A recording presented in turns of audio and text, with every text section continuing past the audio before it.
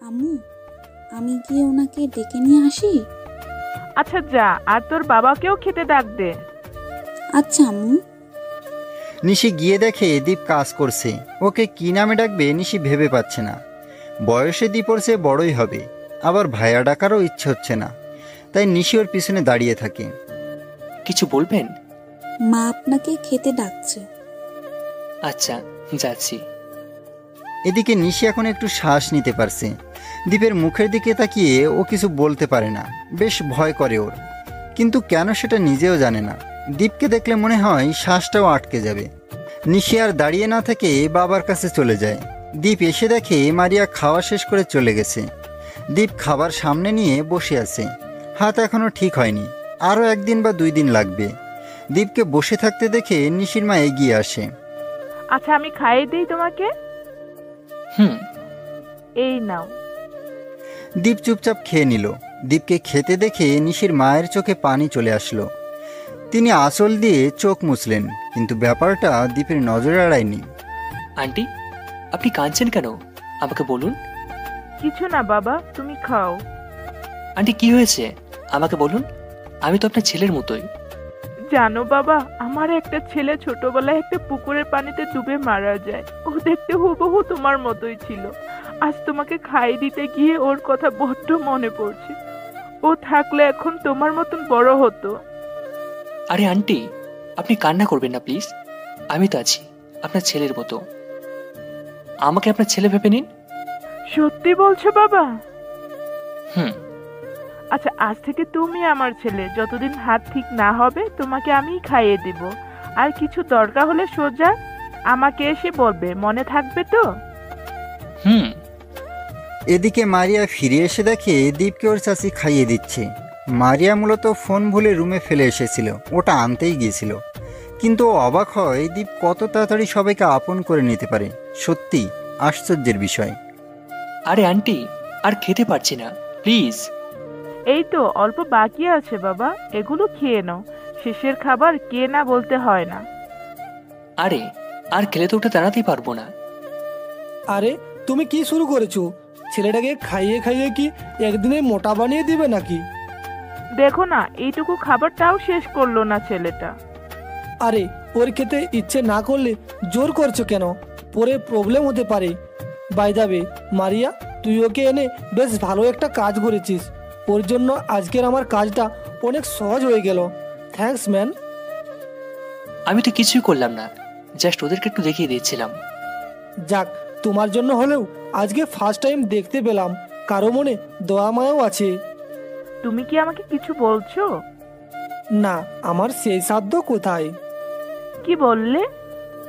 না, খাবারটা বেশ মজা হয়েছে, সেটাই বললাম আর কি। আমার কিন্তু অন্য কিছু মনে হচ্ছে। আচ্ছা। দীপ রুমে গিয়ে একা একা হাসছে। মারিয়া ওকে এভাবে হাসতে দেখে বেশ অবাক হয়। কি হলো, এরকম একা একা হাসছো কেন? আন্টি আর আঙ্কেলের অবস্থা দেখে আমি হাসছি। একসাথে এতগুলো বছর কেটে গেল, কিন্তু এখনো একে অপরকে কতটা ভালোবাসে। কই, ওরা তো ঝগড়া করছিল, তুমি ভালোবাসা কোথায় দেখলে? ওনাদের ঝগড়ার মাঝে ওনাদের ভালোবাসা আছে, তুমি আমি বুঝতে পারবো না, কিন্তু ওনারা একে অপরকে এখনো বড্ড ভালোবাসে। দুজন একে অন্যকে দেখলে তাতে চোখে যে ফুর্তি দেখা যায় তাতে বোঝা যায়। ছোট ছোট দুষ্টুমি, এগুলোর দ্বারাই ওনারা ভালোবাসা প্রকাশ করে। শোনো, ভালোবাসা প্রকাশের ধরন এক একজনের এক এক রকম। কেউ সরাসরি বলতে পারে, আবার কেউ পারে না।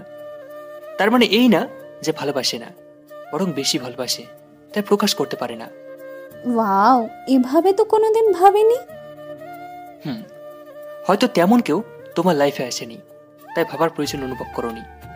তার মানে কি আমি নেহালকে ভালোবাসি না? উত্তরটা তুমি নিজেই খুঁজে নাও, আমি ফ্রেশ হতে গেলাম। এদিকে মারিয়া দাঁড়িয়ে প্রশ্নটার উত্তরটা ভাবতে থাকে। এরই মাঝে 4 দিন কেটে যায়। দীপ ও মারিয়া এখানে এসেছে 6 দিন হলো। সবার সাথেই দীপের একটা ভালো সম্পর্ক হয়ে গেছে, বিশেষ করে মারিয়ার সাথে। যদিও লোকজন বেশি হবার জন্য ওদের এক রুমে থাকতে হয়েছে, তবুও বাকি 4 দিন দীপ ঘুমিয়েছে সোফায় আর মারিয়া বিছানায়। আজ গায়ে হলুদ, লোকে গিজগিজ করছে জায়গাটা। দীপ হলুদ একটা পাঞ্জাবি আর সাদা জামা পরে সোফায় বসে আছে। চুলগুলো সুন্দর করে জেল দিয়ে স্পাইক করা, হাতে কালো ঘড়ি, গালে ছোট ছোট দাড়ি, তাকে দেখতে বেশ মিষ্টি লাগছে। দীপ বসেছিল, হঠাৎ কিছু একটা দেখে তার চোখ আটকে যায়। দীপ যেন চোখই ফেরাতে পারছে না। মারিয়া হলুদ একটা শাড়ি পরেছে, উপরে কালো পুঁথির কাজ করা শাড়ির সাথে ম্যাচিং কালো ব্লাউজ। তার চোখে গাঢ় কাজল, ঠোঁটে হালকা লিপস্টিক, মাথায় বাদামি রঙের একটা হিজাব বাঁধা, গলায় হালকা গহনা, কানে হলুদের ঝুমকো, হাতে কতগুলো কাচের হলুদ চুড়ি, পায়ে হিলস জুতো, সব মিলিয়ে তাকে অসাধারণ সুন্দরী লাগছে। ওর উপহার দেওয়ার শাড়িটাতে মারিয়াকে এত সুন্দরী লাগবে ও ভাবতেই পারেনি। মারিয়ার দিকে তাকিয়ে থাকতে থাকতে কখন যে মারিয়া ওর সামনে এসে দাঁড়িয়েছে দীপ সেটা টেরই পায়নি। আর ফিটিংটাও বেশ ভালোই হয়েছে। কি হলো, কি দেখছো অমন করে? কই কিছু না তো। আচ্ছা, আমাকে কেমন লাগছে? সুন্দর। মারিয়া লজ্জায় মাথা নিচু করে ফেলে। হঠাৎ কেউ এসে ওদের পাশে দাঁড়ায়। আচ্ছা, আমাকে কেমন লাগছে সেটা তো বললেন না। দীপ ওর দিকে তাকায়। নিশিকেও শাড়িতে বেশ সুন্দরী লাগছে। দীপ বুঝতে পারছে না কাকে বেশি সুন্দরী বলবে।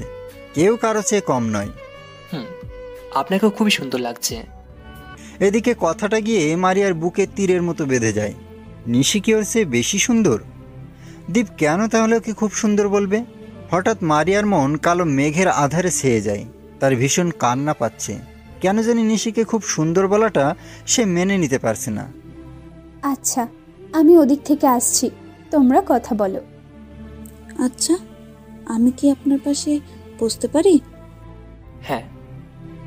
আপনাকে কিন্তু দেখতে বেশ ভালো লাগছে। ও, তা ফিউচার প্ল্যান কি? বিয়ে টিয়ে করবেন না? করব। আচ্ছা, আমরা কি ফ্রেন্ড হতে পারি? পারি। ওকে, দেন ফ্রেন্ডস। দীপ হাত ধরতে ইতস্তত করলেও হাত মিলিয়েই আবার ছেড়ে দিল। ওর চোখ বারবার মারিয়াকে খুঁজছে, কিন্তু কোথাও দেখছে না। আচ্ছা, আমি একটু উপর থেকে আসছি, আপনি বসুন। দীপ রুমে গিয়ে অবাক হয়। মারিয়া একা একা জানালার গ্রিল ধরে দাঁড়িয়ে আছে। দীপ কোনো শব্দ না করে ওর পেছনে গিয়ে দাঁড়ায়। মনে হচ্ছে আকাশটার মন খারাপ, তাই না? দেখো না কিভাবে অন্ধকার হয়ে আছে। আরে কি হয়েছে, বলবে তো? কিছুই না। ওকে, তো আমি চাই। এই শোনো, বলো। তুমি নিশিকে পছন্দ করো, তাই না? কি পাগলের মতো কথা বলছো? মাথা ঠিক আছে তো? তো তুমি ওকে কেন বললে খুব সুন্দর লাগছে? আজব, ওটা জাস্ট একটা কমপ্লিমেন্ট ছিল। তুমি কি থেকে কি ভেবে বসে আছো? আচ্ছা, নিশিকে বেশি ভালো লাগছে না আমাকে? হঠাৎ এই প্রশ্ন? বলো। নিশিকে বেশ ভালো লাগছে, বাট তোমাকে একটা হলুদ পরীর মতো লাগছে। তোমাকে ফার্স্ট টাইম শাড়িতে দেখলাম, তোমাকে শাড়িতে বেশ মানায়। এত সুন্দর লাগবে আমি ভাবতেও পারিনি। সত্যি? বাট শাড়িটা কে পরিয়ে দিয়েছে? ঈশিতা আপু। ও, চলো আপুর সাথে কথা বলে আসি, সকাল থেকে তাকে দেখতে পাইনি। ওকে, চলো। মারিয়ার মনটা ভালো হয়ে যায়। হুট করে মনটা খারাপ হয়ে গেছিল, আবার বেশ তাড়াতাড়ি ভালো হয়ে গেছে। মারিয়া দ্বীপের পাশে হাঁটছে। পাশাপাশি হাঁটতে বেশ ভালোই লাগছে মারিয়ার। দুজন হাঁটতে হাঁটতে ঈশিতার রুমের সামনে চলে আসে। আপু, আসতে পারি? আরে হ্যাঁ, আসো। কি করছো? এই তো, তেমন কিছু না। ভাইয়ের সাথে কথা হয়েছে? ওদের বাড়ি থেকে কখন আসবে ওরা? ওরা অলরেডি রওনা দিয়েছে, কিছুক্ষণের মধ্যেই চলে আসবে। ও আচ্ছা। আপু কি বলছিস? মাথাটা তার ঠিক আছে তো? আরে আমি তো ফান করলাম, আই বস। ওরা তিনজনে গল্প করছিল। হঠাৎ ওরা শুনতে পায় বাইরে চিৎকার চেঁচামেচির শব্দ। বরপক্ষের লোকেরা চলেও এসেছে। দীপ ও মারিয়া রুম থেকে বেরিয়ে নিচে চলে যায়। এরপর গায়ে হলুদের অনুষ্ঠান শুরু হয়। ঈশিতাকে তার বাবা, মা, নিশি, মারিয়া সবাই হলুদ লাগিয়ে দেয়। হঠাৎ দীপকেও মারিয়ার চাচি হলুদ লাগিয়ে দিতে বলে। দীপ গিয়ে হাসি মুখে ঈশিতার গালে হলুদ লাগিয়ে দেয়। ঈশিতাও দুষ্টুমি করে দীপের গালে কিছুটা হলুদ লাগিয়ে দেয়। এরপর অন্যরা সবাই হলুদ লাগিয়ে দিতে থাকে। দীপ দাঁড়িয়ে দাঁড়িয়ে সব দেখছিল। হঠাৎ কেউ ওকে টেনে নিয়ে রুমে গিয়ে ডোর লাগিয়ে দেয়। দীপ বেশ চমকে উঠে ওকে দেখে। তুই? আমারও তো একই প্রশ্ন, তুই এখানে কিভাবে? আমি আমার মামাতো বোনের সাথে এসেছি, ওর কাজিনের বিয়ে। কিন্তু তুই এখানে কিভাবে? ও ওহ বর, আমার কাজিন হয়। ও আচ্ছা, তা কেমন আছিস? ভালো। আর দুলাভাই কোথায়? তাকে তো দেখলাম না। না, সে আসেনি, বিজনেস নিয়েই ব্যস্ত, বিজি থাকে অল টাইম। আমার সাথে আসার সময় কই। আচ্ছা বাদ দে, তুই কেমন আছিস? বেঁচে আছি, তাই তো তোর সামনে দাঁড়িয়ে কথা বলতে পারছি। কিন্তু তুই বিয়েতেও এলি না, সিমও পাল্টে নিলি। আসলে সরি, বিয়েতে যেতে পারিনি বলে, প্লিজ মাফ করে দে। না গিয়ে ভালোই হয়েছে, তোকে দেখলে হয়তো তোকে নিয়েই ভেগে যেতাম, বুঝলি? ফান বাদ দে। ফান না রে, সত্যি বলছি, তোকে দেখলে অন্য কাউকে বিয়েই করতাম না, কিন্তু তুই বুদ্ধু আমার অনুভূতিটা বুঝলিই না। আচ্ছা, কপালে যা ছিল হয়েছে, ওসব বাদ দে। হঠাৎ দরজায় কেউ নক করলে দীপ দরজা খুলে দেখে মারিয়া দাঁড়িয়ে। মারিয়া রুমের ভেতর একটা মেয়েকে দাঁড়িয়ে থাকতে দেখতে পায়। ও চুপচাপ রুমে প্রবেশ করে। মারিয়া, এই হলো আমার সবচেয়ে ভালো বন্ধু স্নিগ্ধা। ইন্টারে আমরা একই কলেজে পড়াশোনা করেছি। আজ হঠাৎ বিয়ে বাড়িতে ওর সাথে দেখা। আর স্নিগ্ধা, এই হলো আমার মামাতো বোন মারিয়া। হাই। হ্যালো। তোমাকে তো দেখতে বেশ সুন্দর লাগছে। তোমাকেও। আচ্ছা, তোমরা কথা বলো, আমি আসছি। বলেই মারিয়া রুম থেকে বেরিয়ে যায় চুপচাপ। মারিয়ার বেশ খারাপ লাগতে শুরু করে। ইস, আমাকে বউ বলে পরিচয় করিয়ে দিলে কি ইজ্জত চলে যেত, না মাথায় আকাশ ভেঙে পড়তো? যত সব। বলে রাগেও গজগজ করতে থাকে। ওরই বা কি দোষ? আমি তো ওকে সবার কাছে ফুফাতো ভাই বলে পরিচয় করিয়ে দিয়েছি, কিন্তু আমার এত খারাপ লাগছে কেন? ধ্যাৎ, কিচ্ছু ভালো লাগছে না। বলে মারিয়া একা একা হাঁটতে থাকে। ফোন বারবার বেজে যাচ্ছে, কিন্তু মারিয়া রিসিভ করতে ইচ্ছে হচ্ছে না। দুপুরে খেয়ে বরের ফ্যামিলির লোকজন চলে যায়। মারিয়ার বেশ অদ্ভুত একটা ইচ্ছে হচ্ছে, সাইকেলে চড়ে ঘুরবে।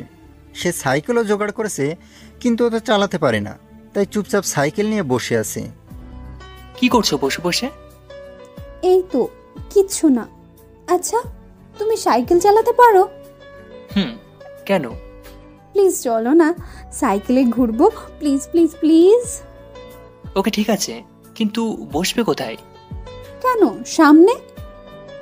আর ইউ শিওর? আচ্ছা আসো। মারিয়া এসে চুপচাপ সাইকেলে বসে পড়ে। দীপ সাইকেল চালানো শুরু করে। দীপের হাতের ব্যথা পুরো সেরে গেছে এই 7 দিনে। এদিকে মারিয়ার চুল থেকে বেশ সুন্দর একটা ঘ্রাণ আসছে। দীপ অবাক হয়ে যাচ্ছে, এত সুন্দর কারো চুলের ঘ্রাণ হতে পারে। বেশ মিষ্টি একটা ঘ্রাণ। ওরা অনেক দূর গিয়ে নদীর পাড়ে বসে পড়ে। দীপ বসে বসে নদীর পানিতে ঢিল ছুঁড়ছে। বেশ ভালো লাগছে এভাবে বসে ঢিল ছুঁড়তে। মারিয়াও চুপচাপ বসে আছে। ঠান্ডা হাওয়া পুরো শরীরকে ঠান্ডা করে দিচ্ছে। বেশ ভালো লাগছে ওর। আচ্ছা চলো, অনেকক্ষণ হয়ে গেছে, এখন যাওয়া যাক। মারিয়া আবার সাইকেলে চড়ে বসে। দীপ ওকে নিয়ে বাড়ি ফিরে আসে। এসে ওরা অবাক। মারিয়ার কাজিন সুমু, নিশি, ওরা সবাই ডান্স প্র্যাকটিস করছে। ওরা মারিয়াকেও টেনে নিয়ে যায় ওদের সাথে। দীপ দাঁড়িয়ে দাঁড়িয়ে সব দেখছিল। হঠাৎ নিশি এসে ওকে টেনে ওদের মাঝে নিয়ে যায়। সবাই ডান্স করছিল। হঠাৎ মারিয়া টাল সামলাতে না পেরে সোজা গিয়ে দীপের বুকের ওপর পড়ে, আর উভয়েই নিচে পড়ে যায়। মারিয়া দীপের ওপর শুয়ে মায়াবী দৃষ্টিতে তাকিয়ে আছে ওর দিকে, আর দীপও ওর দিকে অদ্ভুতভাবে তাকিয়ে আছে। নরম শরীরটা ওর সাথে লেপ্টে আছে। দীপ মারিয়ার মুখের ওপর আসা চুলগুলো সরিয়ে নিতে নিলেই মারিয়া উঠে লজ্জা পেয়ে রুমে চলে যায়। এদিকে দীপও উঠে বেশ লজ্জা পায়। সে চুপচাপ ছাদের দিকে চলে যায়। আজকে চাঁদটা অন্য দিনের তুলনায় বেশ ছোট হয়ে গেছে। ঠান্ডা হাওয়া বারবার ওকে কাঁপিয়ে তুলছে। ইদানিং আরও বেশি শীত পড়ছে। হঠাৎ দীপ কারো আসার শব্দ পেয়ে পেছনে তাকায়। তুমি এখানে? মা আপনাকে খেতে ডাকছে। আচ্ছা আমি আসছি, তুমি যাও। কি হলো, কিছু বলবে? না বলে নিশি চুপচাপ নেমে যায়। দীপ আরও কিছুক্ষণ দাঁড়িয়ে থেকে নিচে চলে আসে। কিরে বাবা, কোথায় ছিলি? সেই কখন থেকে তোর জন্য বসে আছি। এই তো একটু ছাদে গিয়েছিলাম। আয় বস, দেখি, হা কর। আরে আমি তো নিজেই খেতে পারবো। জানি পারবি, কিন্তু তোকে খাইয়ে দিতে ইচ্ছে হচ্ছে অনেক। খেয়ে নাও, তার মনে এমন দরদ খুব কমেই আসে। কি, তার মানে আমি খারাপ? আরে না, আমি তা বলিনি। সত্যি বলতে তোমার মতো মানুষ হয় না। সত্যি বলছো তো? আরে সাধ্য কার তোমার সাথে মিথ্যা বলবে? তোমার সামনে তো বাংলার ঘষেটি বেগমও হেরে কচু গাছের সাথে গলায় দড়ি দিবে। কি এত বড় কথা? রুমে আসো, তারপর দেখাচ্ছি মজা। বাচ্চাগুলো এখানে, তাই কিছু বললাম না। মা বাদ দাও তো এসব। আর বাবা, তুমি চুপচাপ খাও, খাওয়ার সময় এত কথা বলতে নেই। বাই দ্য ওয়ে, কাল আমরা শহরে যাচ্ছি শপিং করতে। সো সকাল সকাল সবাই রেডি থেকো। চাচি, আমিও তোমার হাতে খাবো। নে মা, হা কর। আম্মু, আমিও খাবো। আমিও। আচ্ছা, সবাইকেই খাইয়ে দেব, আয়। কেউ এই বুড়োটার কথা ভাবলো না। নিশি, বুড়োটাকে নিজের হাতে খেতে বল, অন্যের খাবারে নজর দিতে নেই। ওকে, কি আর করার, বুড়োটা না খেলেও তো কেউ বলবে না বাবু খাইছো। কি, এই বুড়ো বয়সে বাবু? বলে সবাই হেসে দেয়। খাবার খাওয়া শেষ হলে যে যার রুমে চলে যায়। দীপ আজ অন্য একটা রুমে গিয়ে ঘুমায়। ওটায় আগে জিনিসপত্র রাখা ছিল, আজ খালি হয়েছে।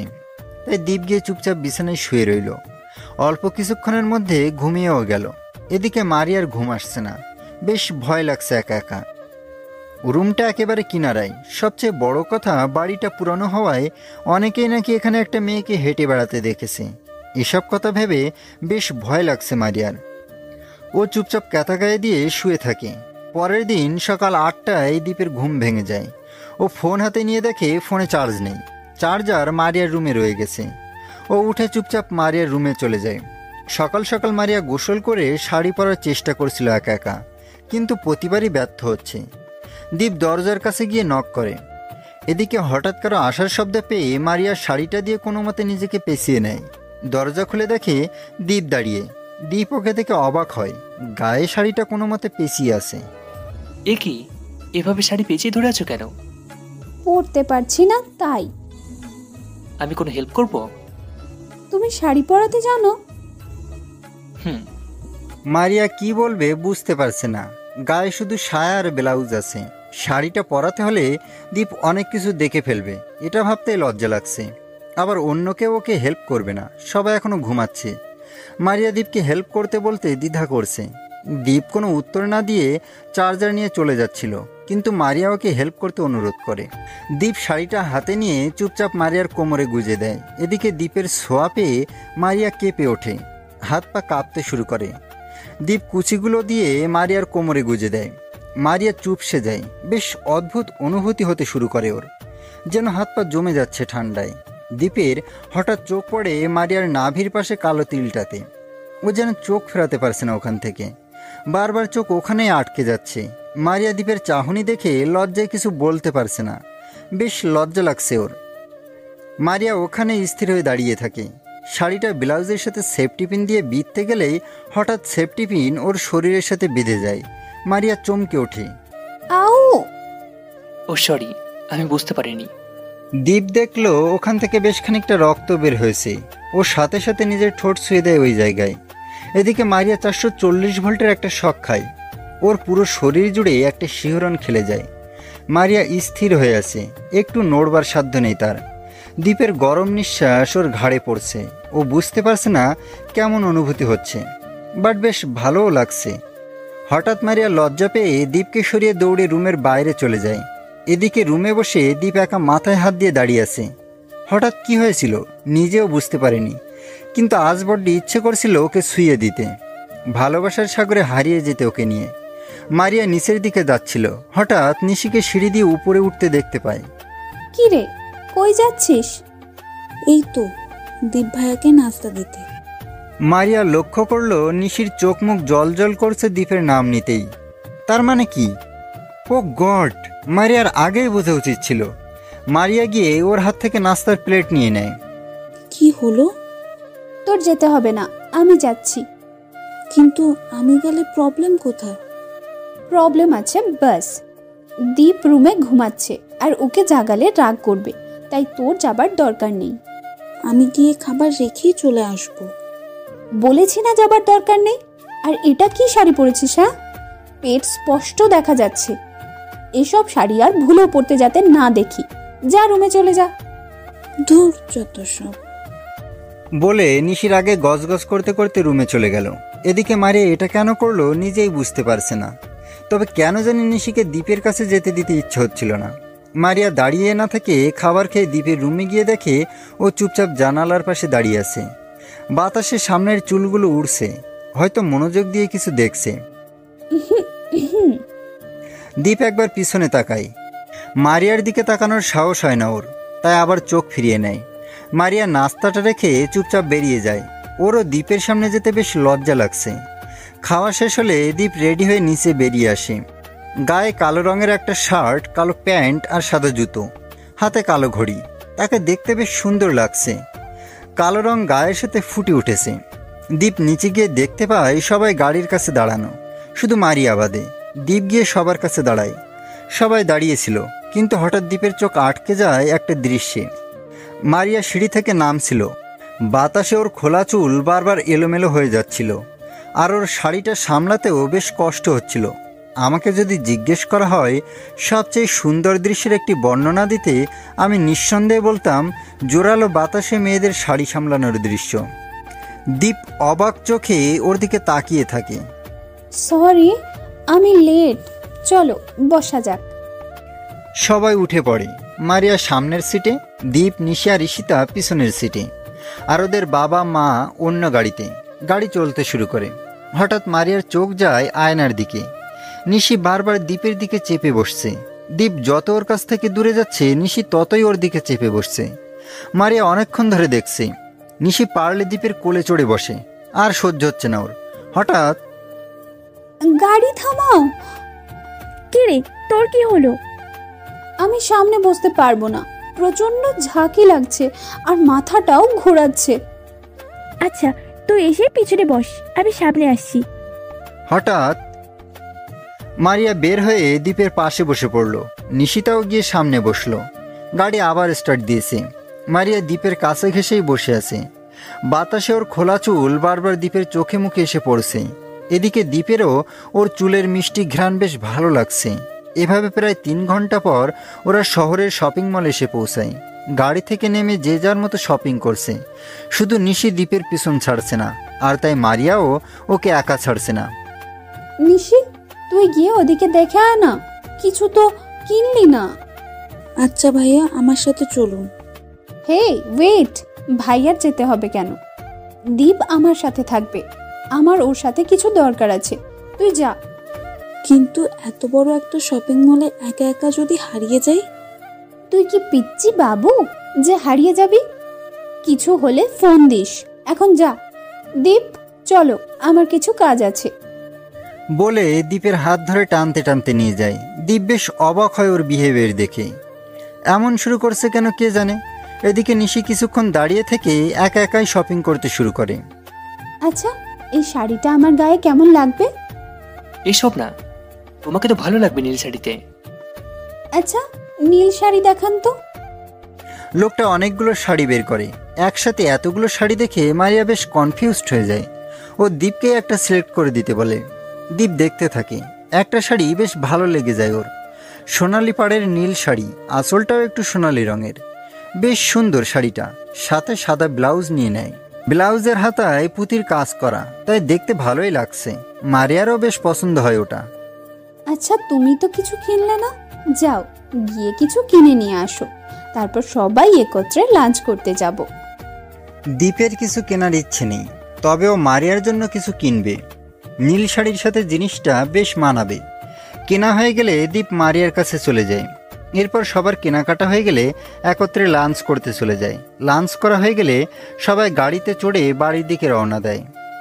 শীতের দিন বেশ ছোট হয়, যেতে যেতেই সূর্য ডুবে যাবে। ওরা অর্ধেক রাস্তাও আসেনি, এখনই সন্ধে হয়ে গেছে। বেশ ঠান্ডার কারণে জানালার গ্লাসটা নামিয়ে রাখা হয়েছে। দ্বীপের বেশ ক্লান্ত লাগছে, বারবার ঘুমিয়ে পড়ছে। কেন জানি গাড়িতে উঠলেই বেশ ঘুম পায় ওর। মাথাটা সোজা রাখার ট্রাই করছে অনেক, বাট পারছে না। হঠাৎ মারিয়া ঘাড়ে কিছু অনুভব করে। ও তাকিয়ে দেখে দ্বীপ ওর কাঁধে মাথা দিয়েই ঘুমিয়ে আছে। ও দ্বীপকে জাগালো না। বেশ মায়াবী লাগছে দ্বীপকে দেখতে ওর কাছে। ও দ্বীপের মাথায় হাত দেবে কিনা ভাবছে। কিছুক্ষণ পর ভাবা বাদ দিয়ে দ্বীপের মাথায় হাত বুলিয়ে দিল। দ্বীপ আরাম পেয়ে মারিয়াকে শক্ত করে জড়িয়ে ধরল। মারিয়া পুরো শকড। ভালো ঝামেলায় পড়েছে ও। কেউ দেখলে কি হবে ভেবে পাশে তাকিয়ে দেখে নিশিরও দ্বীপের মতো অবস্থা, ঝিমোচ্ছে আর ঈশিতা ফোন টিপছে। ভালোই হয়েছে, অন্ধকারে কেউ দেখতেও পারছে না। মারিয়া চুপচাপ ওর মাথায় হাত বুলোতে শুরু করে। দ্বীপকে বেশ ভালো লাগছে ওর কাছে। প্রায় 1 ঘন্টা পর ওরা বাড়ি পৌঁছয়। দ্বীপের ঘুম ভেঙে যায়। ও পুরো পথ মারিয়ার ঘাড়ের ওপরই শুয়েছিল। ঘুম ভেঙে নিজেকে এখানে দেখে অবাক হয়। ওর সাথে সাথে মারিয়াকে সরি বলে। এখন প্রায় রাত 11টা। দ্বীপ ছাদে দাঁড়িয়ে আছে। ঠান্ডা হাওয়ায় ভালো লাগছে, আবার খুব শীতও লাগছে। আজকে চাঁদটা যেন আরও ছোট হয়ে গিয়েছে, কিন্তু আকাশে অজস্র তারার মেলা। যদি পাখির মতো ওড়া যেত তবে বেশ ভালো হতো। ওই সীমানা পেরিয়ে কত দূরে উড়ে চলে যাওয়া যেত। দ্বীপ এসব ভাবছিল। হঠাৎ কেউ এসে ওকে পেছন থেকে শক্ত করে জড়িয়ে ধরে। ও চমকে উঠে পেছনে তাকায়। তুমি এত রাত এখানে কি করছো, আর এসবের মানে কি? বিশ্বাস করেন, আমি আপনাকে অনেক ভালোবাসি। প্লিজ ফিরিয়ে দেবেন না আমাকে। কি মাথা ঠিক আছে? কি বলছো এসব? সত্যি বলছি, আমি আপনাকে অনেক ভালোবাসি। লুকিয়ে লুকিয়ে আপনাকে দেখতাম। বিশ্বাস করুন, আমি আপনাকে সত্যি ভালোবাসি। কি বলছো তুমি এসব? আমি তোমাকে বোন ছাড়া অন্য সব কিছু ভাবি না। কিন্তু আমি আপনাকে ভালোবাসি। শোনো, এগুলো কোনোদিন সম্ভব নয়। আমি তোমার মা বাবাকে নিজের মা বাবার মতো ভাবি, আর তারাও আমাকে নিজের ছেলের মতো ভালোবাসেন। তোমাদেরকেও আমি আপন বোনের মতো ভালোবাসি। এর বাইরে অন্য কিছু কোনো দিনও সম্ভব না। কেন সম্ভব নয়? আচ্ছা, আপনি চাইলে আমার সাথে যা ইচ্ছে করতে পারেন, তবুও আমি আপনাকেই চাই। ছি, আমি তোমাকে এত বাজে ভাবিনি। আর ভাবছো কি শরীরের লোভ আমার নেই? Just get lost from here. আমি তোমার চেহারাও দেখতে চাই না আর। নিশি চুপচাপ কাঁদতে কাঁদতে চলে যায়। দ্বীপের মেজাজটা বড্ড গরম হয়ে আছে। ও আরও কিছুক্ষণ ছাদে দাঁড়িয়ে থাকে। এদিকে মারিয়া বেশ খুশি। নিশিকে চুপি চুপি ছাদে যেতে দেখে ও নিশির পিছন পিছন ছাদে চলে যায়। ছাদে গিয়ে ও লুকিয়ে লুকিয়ে সব ঘটনা দেখে। দ্বীপ নিশিকে ফিরিয়ে দেয়ায় ও বেশ খুশি হয়েছে। সকাল থেকে এটা নিয়ে ও বড্ড চিন্তায় ছিল। এখন বেশ ফ্রি লাগছে। তবে নিশি যখন দ্বীপকে জড়িয়ে ধরেছিল, মারিয়ার ইচ্ছে হয়েছিল ওকে গিয়ে খুন করতে। বারবার এমন মনে হচ্ছিল কারণ কিছু গুরুত্বপূর্ণ জিনিস হারিয়ে যাচ্ছে। মারিয়া বিছানায় বসে ভাবতে ভাবতে ঘুমিয়ে যায়। পরদিন আজকে বিয়ের অনুষ্ঠানের জন্য সবাই বেশ বিজি। দ্বীপও ছোটাছুটি করছে, বারবার প্রচণ্ড ঘামছে। শাওয়ার নিতে রুমে যাবে, তখনই মারিয়ার সাথে দেখা। নীল শাড়ি আর সাদা ব্লাউজে ওকে এত পরিমাণ সুন্দরী লাগছে, দ্বীপ কিছু বলার ভাষা খুঁজে পাচ্ছে না। আচ্ছা, আমাকে কেমন লাগছে? অনেক সুন্দর। মনে হচ্ছে চানটা ভুল করে নিচে নেমে এসেছে। ধ্যাৎ, তুমিও না। যা সত্যি তাই বলছি।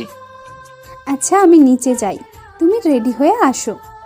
না না, আমার সাথে রুমে চলো, তোমার জন্য একটা সারপ্রাইজ আছে। কি সারপ্রাইজ? চলো, তাহলেই দেখতে পারবে। আচ্ছা চলো। দ্বীপ রুমে গিয়ে মারিয়ার জন্য কেনা কাচের চুড়িগুলো বের করে। মারিয়া অবাক হয় এতগুলো চুড়ি দেখে। ওয়াও, চুড়ি আমার ভীষণ favourite. Thank you so much. এই নাও, এই নীল চুড়িগুলো পরিয়ে দাও। আমি? কেন, কোনো প্রবলেম আছে? না। বলে দ্বীপ চুড়ি জোড়া ওর হাতে পরিয়ে দেয়। ফর্সা হাতে চুড়িগুলো বেশ সুন্দর লাগছে। দ্বীপ ফ্রেশ হতে চলে গেল, আর মারিয়া ও রুমে বসে রইল। মারিয়া ঠিক করেছে দুজনে একত্রেই নিচে যাবে। দ্বীপ ফ্রেশ হয়ে বেরোলে ওরা একত্রে নিচে চলে যায়। দ্বীপের গায়ে নীল পাঞ্জাবি আর সাদা পাজামা, দুজনকেই বেশ মানিয়েছে একসাথে। সবাই ওদের দিকে তাকিয়ে আছে। আর নিশি ভুল করেও দ্বীপের সামনে আসেনি। বিকেলে ঈশিতাকে নিয়ে যায়। যাবার আগে ও সবাইকে জড়িয়ে ধরে বেশ কান্না করছিল। দ্বীপেরও বেশ খারাপ লেগেছে। রাতে ওরা যে যার ব্যাগ গুছিয়ে নিয়েছে, সকালের ট্রেনেই ঢাকা ফিরে যাবে। পরদিন সকালে ওরা ট্রেনে গিয়ে বসে পড়ে। মারিয়ার চাচা চাচি ওদের আসতে দিতে চাইছিল না, বাট কি করার, অনেক দিন হয়ে গেছে। তাছাড়া দ্বীপের কলেজ, মারিয়াদের অফিস, এসব ভেবে ওদের চলে আসতে হলো। রাতে ওরা বাসায় পৌঁছালো। দুজনেই ক্লান্ত ছিল, তাই কারোর সাথে তেমন কথা হয়নি। পরদিন এদিকে আজ প্রায় 10 দিন পরে দ্বীপ কলেজে এসেছে। বেশ তাড়াতাড়ি চলে এসেছে। হঠাৎ কেউ ওর কলার টানতে টানতে ক্লাসরুমে গিয়ে দরজা লাগিয়ে ঠাস ঠাস করে দুটো চড় মারে ওর গালে। ঠাস করে চড় খেয়ে দীপের গাল লাল টকটকে হয়ে গেছে। ও গালে হাত দিয়ে ডলছে, কিন্তু ব্যথা কমছে না। গালের চামড়ার সাথে হাতের ছোঁয়া লাগতেই ব্যথা আরও বেড়ে যাচ্ছে। ও রাগি চোখে সামনের দিকে তাকিয়ে আছে। আমাকে মেরে নিচে কাঁদছিস কেন? নিশ্চুপ, শুধু চোখ দিয়ে পানি পড়ছে। কি হলো, কথা বলছিস না কেন? আই এম সরি, প্লিজ আমাকে ক্ষমা করে দাও। রাগে আমি কি করেছি বুঝতে পারিনি, প্লিজ ফরগিভ মি। আমি কি করলাম? মারলি কেন? কোথায় ছিলে এতদিন? কত খুঁজেছি তোমাকে, ফোন অফ, কলেজে আসো না। আমি পুরো পাগলের মতো হয়ে গেছি তোমার জন্য। আসলে এতবার ফোন দিয়েছি, বারবার সুইচ অফ। কত খোঁজ করেছি, বাট কেউই কিছু বলতে পারেনি। বাট তাই বলে এভাবে মারবি? এতদিন পর কলেজে এলাম আর এসে এভাবে? তুমি বসো, আমি এক্ষুনি বরফ নিয়ে আসছি। দরকার নেই, জ্বরটা এত জোরে ছিল মনে হচ্ছে দাঁতগুলো সব পড়ে গেছে। এখন বরফের দরকার নেই, একটা আইসক্রিম নিয়ে আয়। আচ্ছা তুমি বসো, আমি এক্ষুনি আসছি। দীপ এখনও বসে আছে। ইরার কথাগুলোর মানে কিচ্ছুই বুঝতে পারছে না, তবে গালে বেশ পেইন হচ্ছে, এটাও টের পাচ্ছে ভালোভাবেই। কিছুক্ষণের মাঝে ইরা আইসক্রিম নিয়ে দৌড়ে আসে। এই নাও আইসক্রিম, থাক আমি খাইয়ে দিচ্ছি। দীপ অবাক হয়ে ওর দিকে তাকায়। ইরার আজ কি হয়েছে ও বুঝতে পারছে না, তবে ও অবাক হচ্ছে। এটা কি সেই ইরা? অল টাইম রাগে নাক ফুলিয়ে বসে থাকতো যে। আর ইরার দিকে তাকিয়ে অবাক না হয়ে পারে না। হয়তো একদিন ঠিকমতো খাওয়া দাওয়া করেনি, বেশ শুকিয়ে গেছে, আর চোখের নিচেও কালি পড়ে গেছে। চলো বাইরে চলো। কেন? আজ আমরা ক্লাস করব না, সারা শহর ঘুরবো। কি? এতদিন পর কলেজে এলাম আর ক্লাস করবো না? তুমি চলো তো। বলে ইরা ওর হাত টেনে নিয়ে যেতে থাকে। এদিকে দীপেরও তেমন আপত্তি ছিল না, তাই ও ইরার সাথে বের হয়। দুজনে একটা রিকশায় উঠে বসে। রিকশা চলছে আপন গতিতে। ইরাকে বেশ খুশি খুশি লাগছে। দীপ কিচ্ছু বুঝতে পারছে না ওর মনে কি চলছে। এই চলো না, ফুচকা খাবো। এই মামা দাঁড়ান তো। রিকশা থেকে নেমেই ইরা দৌড়ে ফুচকার দোকানে গিয়ে এক্সট্রা ঝাল দিয়ে 2 প্লেট ফুচকা অর্ডার করে। দীপ রিকশার ভাড়া মিটিয়ে চলে এসে ইরার পাশে বসে পড়ে। কিছুক্ষণের মাঝেই ওদের ফুচকা সার্ভ করা হয়। ইরা হাতে নিয়েই খাওয়া শুরু করেছে। এত ঝাল হয়েছে যে চোখ দিয়ে পানি পড়ছে, তবুও খেয়েই চলেছে। আর দীপ খাওয়া ছেড়ে ওর দিকে হা করে তাকিয়ে আছে। ইরা হঠাৎ বুঝতে পারলো দীপ ওর দিকেই তাকিয়ে আছে। ও নিজেও দীপের দিকে তাকালো। খাচ্ছ না কেন? খাচ্ছি। আচ্ছা ওয়েট, হা করো তো। কেন? চুপচাপ হা করো। দীপ হা করতেই ইরা ওর মুখে ফুচকা ঢুকিয়ে দেয়। দীপ এক কামড় দিতেই মুখে যেন আগুন জ্বলছে, জিহ্বার সাথে ঠোঁটটাও প্রচণ্ড জ্বলছে। দীপ কি করবে বুঝতে পারছে না। খাবারটা ফেলতেও পারছে না, আবার গিলতেও পারছে না। দীপ আবার কামড় দিতেই এবার সরাসরি বোম্বাই মরিচের ওপর কামড় পড়ে। দীপ ওটা না চাইবিয়ে গিলে ফেলে। এখন আর সহ্য করা যাচ্ছে না, ঝালে সব এলোমেলো হয়ে যাচ্ছে, চোখ দিয়ে পানি পড়ছে। দীপ নড়তেও পারছে না ঝালে। ইরা বুঝতে পারলো ওর প্রচণ্ড ঝাল লেগেছে, তাই ওর সামনে পানির বোতল ধরতেই 2 লিটারের একটা বোতল একেবারে সাবাড় করে দিল। তবুও ঝাল কমছে না। রাগে নিজের চুল টানতে ইচ্ছে করছে দীপের। খাওয়া শেষ হলে ওরা আবার রিক্সা নেয়। দীপ কোনো কথা বলার মুডে নেই, মুখ খুললেই ঝাল লাগছে। ইরাকে বাসার সামনে নামিয়ে দিয়ে দীপ নিজেও বাসায় চলে আসে।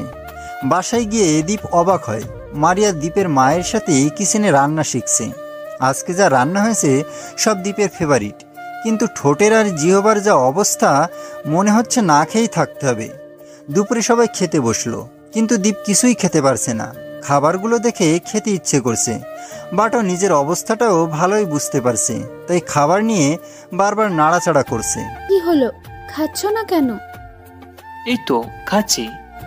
কিছুক্ষণ পর দীপ কোনো মতে খাবারটা শেষ করে উঠে পড়ে। ঠোঁটে মনে হচ্ছে আগুন জ্বলছে এখনো। দীপ রুমে গিয়ে সোফায় শুয়ে পড়ে। এই দীপ, ওঠো। কি হয়েছে বলো? আমরা ঘুরতে যাব। কিন্তু? কোনো কিন্তু নয়, চলো। কিছুক্ষণের মাঝে ওরা রেডি হয়ে বেরিয়ে পড়ে। দুজনেই রাস্তার পাশে হাঁটছে। হঠাৎ অসাবধানতাবশত পায়ে ধাক্কা খায় একটা ইটের সাথে। মারিয়া প্রচণ্ড পায়ে ব্যথা অনুভব করে। আহ! কি হলো? হাঁটতে পারছি না, পায়ে প্রচন্ড ব্যথা করছে। বাট এখানে তো রিক্সা নেই। তুমি আমার কাঁধে ভর দিয়ে হাঁটার চেষ্টা করো, মরে গেলেই তো রিক্সা পেয়ে যাবো। মারিয়া ওর কাঁধে ভর রেখে হাঁটতে চেষ্টা করে, বাট কিছুতেই পারে না। পা ফেললে প্রচণ্ড কষ্ট হচ্ছে ওর। আউ, পারছি না হাঁটতে। দীপ হঠাৎ ওকে কোলে তুলে নেয়। মারিয়া পড়ে যাওয়ার ভয়ে শক্ত করে ওর গলা জড়িয়ে ধরে থাকে। দীপ ওকে কোলে করে মোড় পর্যন্ত এগিয়ে এসে একটা রিক্সা খুঁজে পায়। মারিয়াকে রিক্সায় বসিয়ে দ্রুত হসপিটালে নিয়ে যেতে বলে। ডাক্তার ওকে চেক আপ করে বুঝতে পারেন ওর পা মচকে গেছে। ওর পা ভালোভাবে ব্যান্ডেজ করে দেন আর 15 দিন রেস্ট নিতে বলেন। দীপ ওকে কোলে করে চেম্বার থেকে বেরিয়ে রিক্সায় ওঠে। বের হবার সময় সবাই ওদের দিকে অদ্ভুতভাবে তাকিয়েছিল। মারিয়া বেশ লজ্জা পেয়েছে। লজ্জা পেয়ে দীপের বুকে মাথা লুকায়। রিক্সা থেকে নেমে দীপ বাসায় ঢুকে মারিয়াকে ওর বেডরুমে নামিয়ে দিয়ে আসে। নিচে গিয়ে মাকে তেল গরম করতে বলে। তেল গরম করে কি হবে? মারিয়ার পা মুচকে গেছে, প্রচন্ড ব্যথা পেয়েছে ও। কি বলছিস এসব? তুই দাঁড়া, আমি এখনই গিয়ে ওকে দেখে আসছি। আচ্ছা যাও। তেল গরম করা হয়ে গেলে দীপ রুমে গিয়ে দেখে ওর মা মারিয়ার সাথে কথা বলছে। দীপ গিয়ে বিছানায় ওর পাশে বসে পড়ে। আচ্ছা আমি আসছি, চলো ওই রাতের জন্য খাবার তৈরি করেছি, তুই ওকে ভালোভাবে মালিশ করে দে। বলে দীপের মা চলে যায়। দীপ মারিয়ার ব্যান্ডেজটা খুলে ওখানে তেল মালিশ করে দিতে লাগলো। মারিয়ার শুরুতে বেশ ব্যথা লাগছিল, কিন্তু এখন একটু স্বস্তি লাগছে। পায়ে ব্যথাটা হালকা কমেছে, কিন্তু এখনো বেশ যন্ত্রণা হচ্ছে। এখন কেমন লাগছে? Feeling better. দীপ আরো কতক্ষণ গরম তেল মালিশ করে দেয়। রাতের খাবার মারিয়ার জন্য দীপ উপরে নিয়ে এসে মারিয়াকে খাইয়ে দেয়। মারিয়াও চুপচাপ দীপের হাতে খেয়ে নেয়। এভাবে খেতে বেশ ভালো লাগে ওর। বেশ কিছুক্ষণ হয়ে গেছে। মারিয়ার রুমে বসে থাকতে আর ভালো লাগছে না। দীপ বসে বসে ফোন টিপছে। মারিয়ার কিচ্ছুই ভালো লাগছে না। আচ্ছা চলো না ছাদে যাই। কিন্তু এভাবে? ওকে চলো। দীপ ওকে কোলে করে ছাদে চলে যায়। ছাদে গিয়ে মারিয়াকে এক কোনায় চেয়ারে বসিয়ে দেয় আর দীপ ওপাশে বসে পড়ে। মনে হচ্ছে বৃষ্টি হবে। কিছুক্ষণের মাঝে চারপাশ কাঁপিয়ে বৃষ্টি শুরু হলো। দীপ মারিয়াকে নিয়ে নিচে যেতে চেয়েছিল, কিন্তু মারিয়া বায়না ধরলো বৃষ্টিতে ভিজবে। তাই দীপ ওকে কোলে নিয়ে বৃষ্টির মাঝে দাঁড়িয়ে থাকে। ভিজে গিয়ে মারিয়াকে বেশ সুন্দর লাগছে। দীপ অদ্ভুতভাবে ওর দিকে তাকিয়ে আছে। মারিয়া ও শীতল চাহনি নিয়ে ওর দিকে তাকিয়ে আছে। দুজনেই চুপচাপ। চারপাশের শীতলতা আরও বাড়ছে আর ওদের দুজনের শরীরের উষ্ণতাও বাড়ছে। দুজনের চোখে চোখে অনেক কথা বলছে। মারিয়ার ঠোঁট জোড়া কাঁপছে। দীপ ওর কাঁপতে থাকা ঠোঁটগুলো নিজের ঠোঁটের মাঝে পুরে নেয়। মারিয়া চমকে উঠে দীপের চুল আঁকড়ে ধরে। দুজনারই অদ্ভুত ফিলিংস হচ্ছে। বৃষ্টির তীব্রতা আরও বাড়ছে। প্রায় 5 মিনিট হয়ে গেল, কেউ কাউকে ছাড়ছে না। দুজনেই পাগলের মতো একে অপরকে আঁকড়ে ধরে আছে। কিছুক্ষণ পর দীপ ওকে ছেড়ে দেয়। মারিয়া লজ্জায় অন্যদিকে তাকিয়ে থাকে, আর দীপ ওর দিকে তাকাতে বেশ লজ্জা পাচ্ছে। তাই ওকে চুপচাপ ওকে কোলে নিয়ে চলে আসে।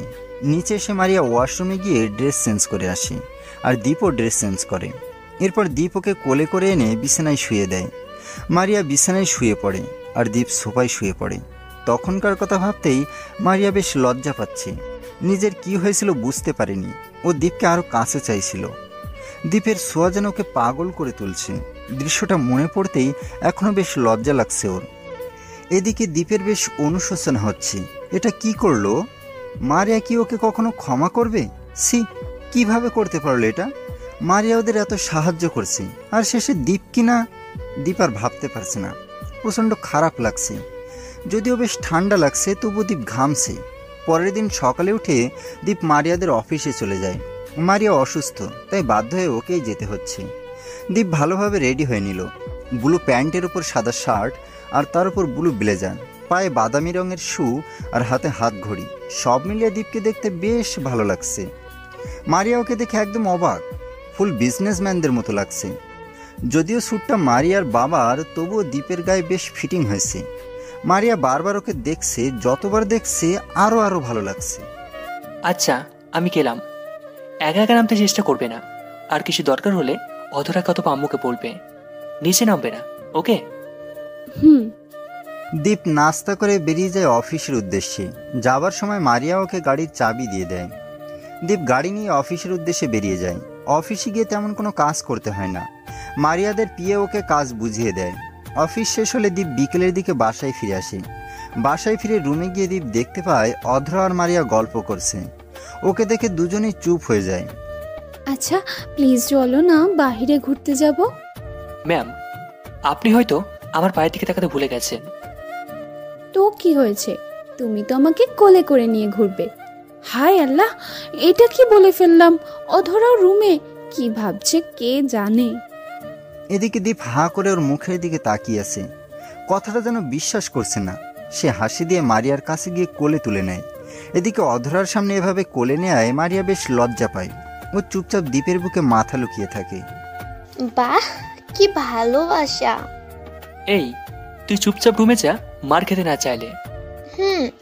আমাকে মারতে হলে ভাবিকে কোল থেকে নামিয়ে আনতে হবে। তুই আমাকে মারতে পারবি না বলে ভেঙচি দিয়ে দৌড়ে চলে যাই। দীপ মারিয়াকে কোলে করে দোতলা থেকে ধীরে ধীরে নেমে ওকে গাড়িতে ড্রাইভারের পাশের সিটে বসিয়ে নিজেই ড্রাইভিং সিটে বসে পড়ে। তা কোথায় যাবে? পার্কে। দীপ গাড়ি স্টার্ট দেয়। বেশ কিছুক্ষণ গাড়ি চালিয়ে পার্কে পৌঁছে যায় ওরা। মারিয়াকে অবাক করে দিয়ে দীপ ওকে কোলে তুলে নিয়ে পার্কের মাঝে হাঁটতে থাকে। সবাই আরসোকে এটা দেখছে ভেবে মারিয়া বেশ লজ্জা পায়। দীপ ওকে ভেতরে নিয়ে একটা বেঞ্চে বসিয়ে নিজেও ওর পাশে বসে পড়ে। আমার না ফুচকা আর আইসক্রিম খেতে ইচ্ছে হচ্ছে, প্লিজ এনে দাও না প্লিজ। আচ্ছা তুমি বসো, আমি আসছি। দীপ গিয়ে ওর জন্য আইসক্রিম আর ফুচকা নিয়ে আসে। ফুচকা দেখে গতকালের কথা মনে পড়ে যায় ওর, মুখটা যেন এখনো জ্বলছে। দীপ ওর জন্য এক প্লেট ফুচকার আইসক্রিম কিনে নিয়ে আসে। মারিয়া ফুচকার আইসক্রিম একত্রে খাচ্ছে। দীপ অবাক হয় ওর খাওয়া দেখে। প্রতিটা মেয়ে কি ফুচকা দেখলে আস্ত রাক্ষসী হয়ে যায়? দীপ ভাবছে। পার্কটা একটা নদীর পাশে, শেষ বিকালের সূর্য ডুবছে। মনে হচ্ছে সূর্যটা নদীর মাঝে তলিয়ে যাচ্ছে। নদীতে বেশ কিছু লঞ্চ ট্রলার চলাচল করছে। বেশ ঠান্ডা পরিবেশ, পাখিগুলো নিড়ে ফিরছে, দেখতে খুব ভালো লাগছে। ওরা এভাবে আরো কিছুক্ষণ অপেক্ষা করে বাসায় ফিরে আসে। বাসায় ফিরতে অধরা এসে সামনে দাঁড়ায়। ভাইয়া, আমার জন্য কি এনেছিস? তোর জন্য আবার কি আনতে হবে? কিছু আনিনি তোর জন্য। ও, গাড়িতে প্যাকেটে রাখা আছে, যা গিয়ে নিয়ে আয়। সত্যি? হুম।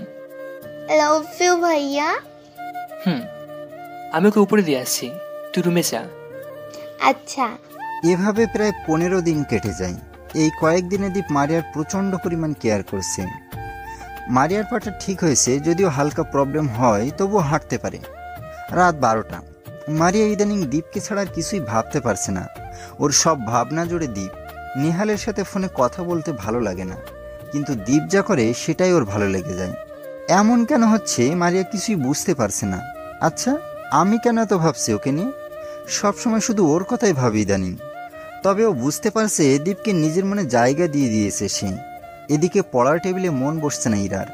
দীপের কথা বারবার ভাবছে সে। আচ্ছা, ও এত সুইট কেন? সবার সাথে এভাবে হাসি মুখে কথা বলে। ওকে আমার বেশ ভালো লাগে।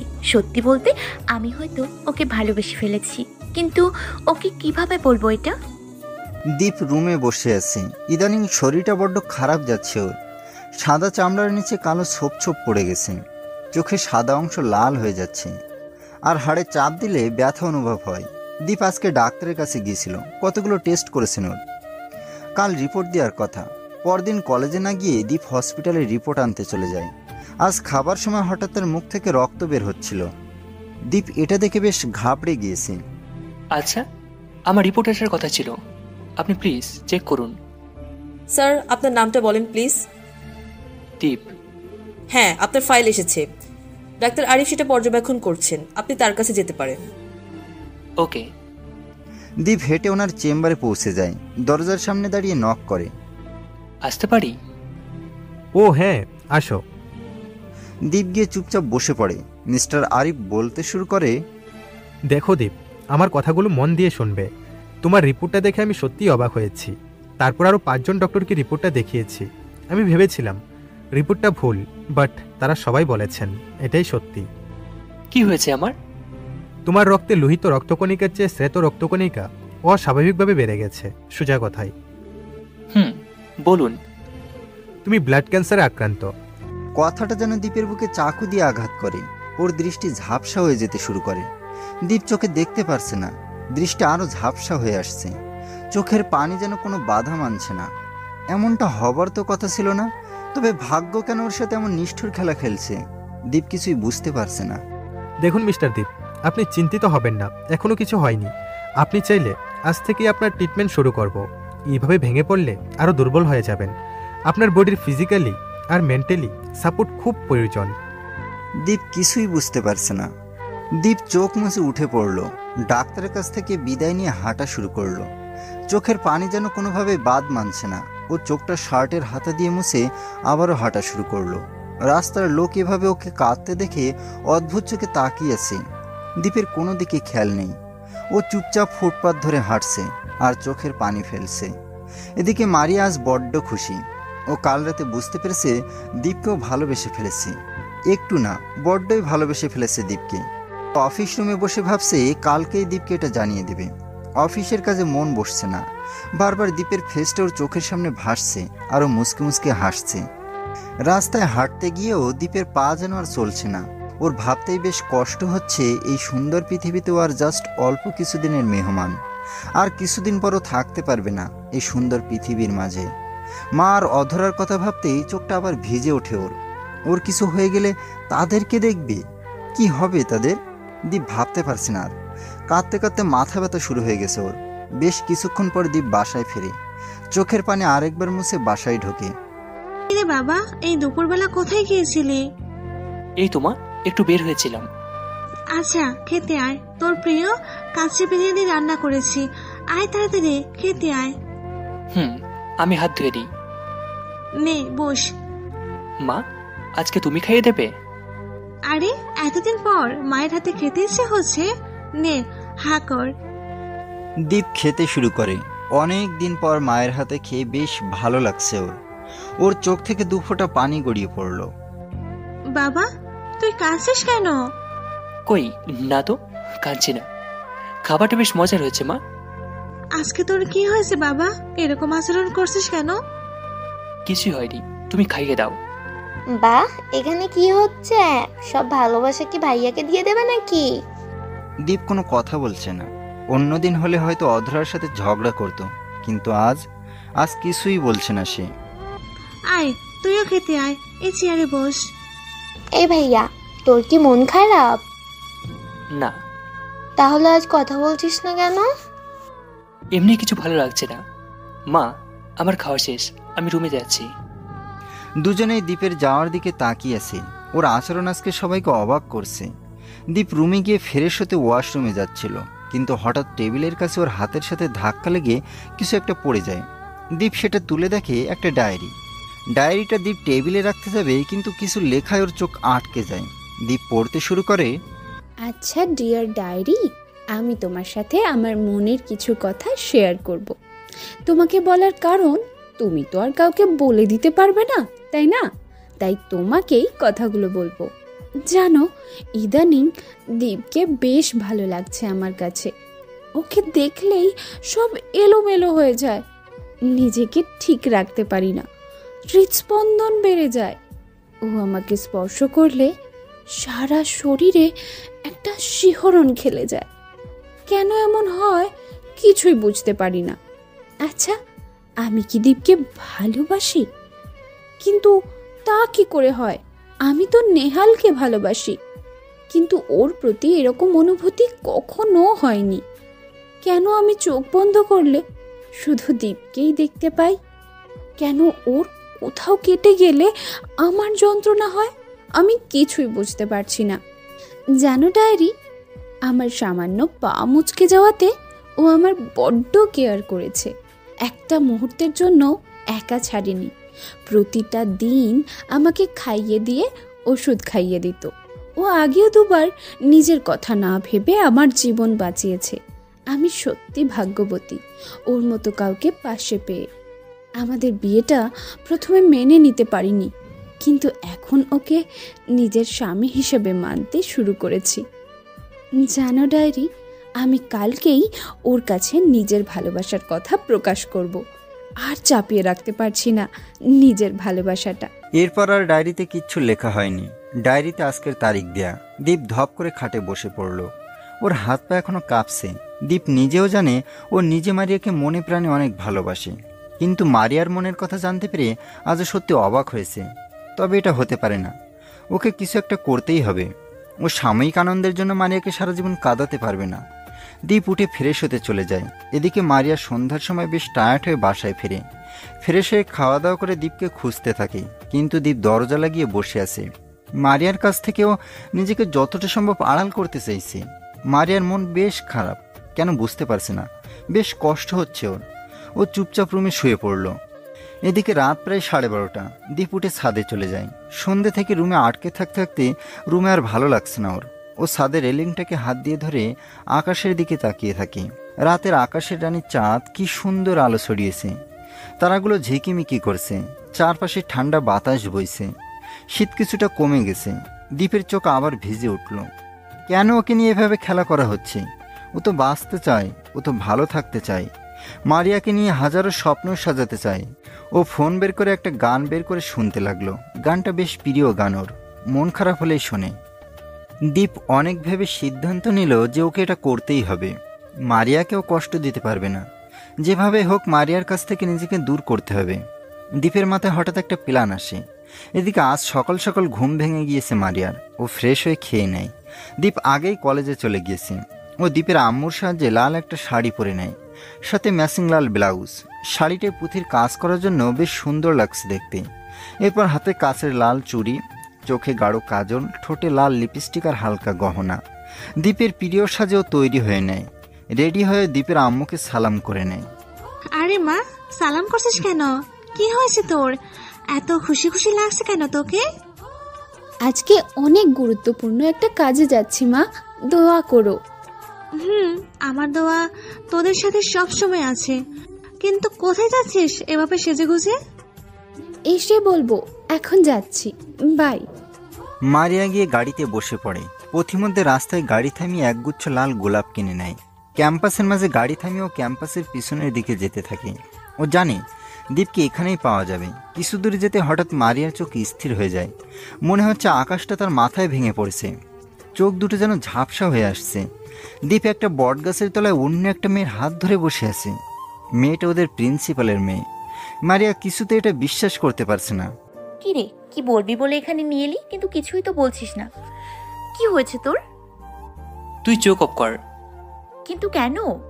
যা বলছি তাই কর। ওকে বলে ইরা চোখ অফ করলো। দীপ ওর দুই গালে হাত দিয়ে ওকে নিজের খুব কাছাকাছি নিয়ে আসলো, এতটা কাছে যে ঠোঁট সুই সুই দুজনের। মারিয়া আর তাকিয়ে থাকতে পারলো না।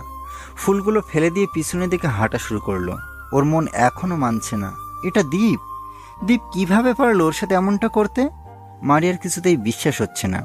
ওর নিঃশ্বাস যেন আটকে যাচ্ছে, গলা দিয়ে শ্বাস নামাতে কষ্ট হচ্ছে। ও চুপচাপ গাড়িতে বসে ড্রাইভারকে বাড়িতে যেতে বলল। এদিকে দীপ মারিয়াকে চলে যেতে দেখি ইরাকে ছেড়ে দেয়। মারিয়ার ফেলে যাওয়া ফুলগুলো তুলে নিয়ে বুকের সাথে চেপে ধরে চোখের পানি ফেলে দেয়। আর ইরা হা করে সব দেখছে। কি হচ্ছে ও কিছুই বুঝতে পারছে না।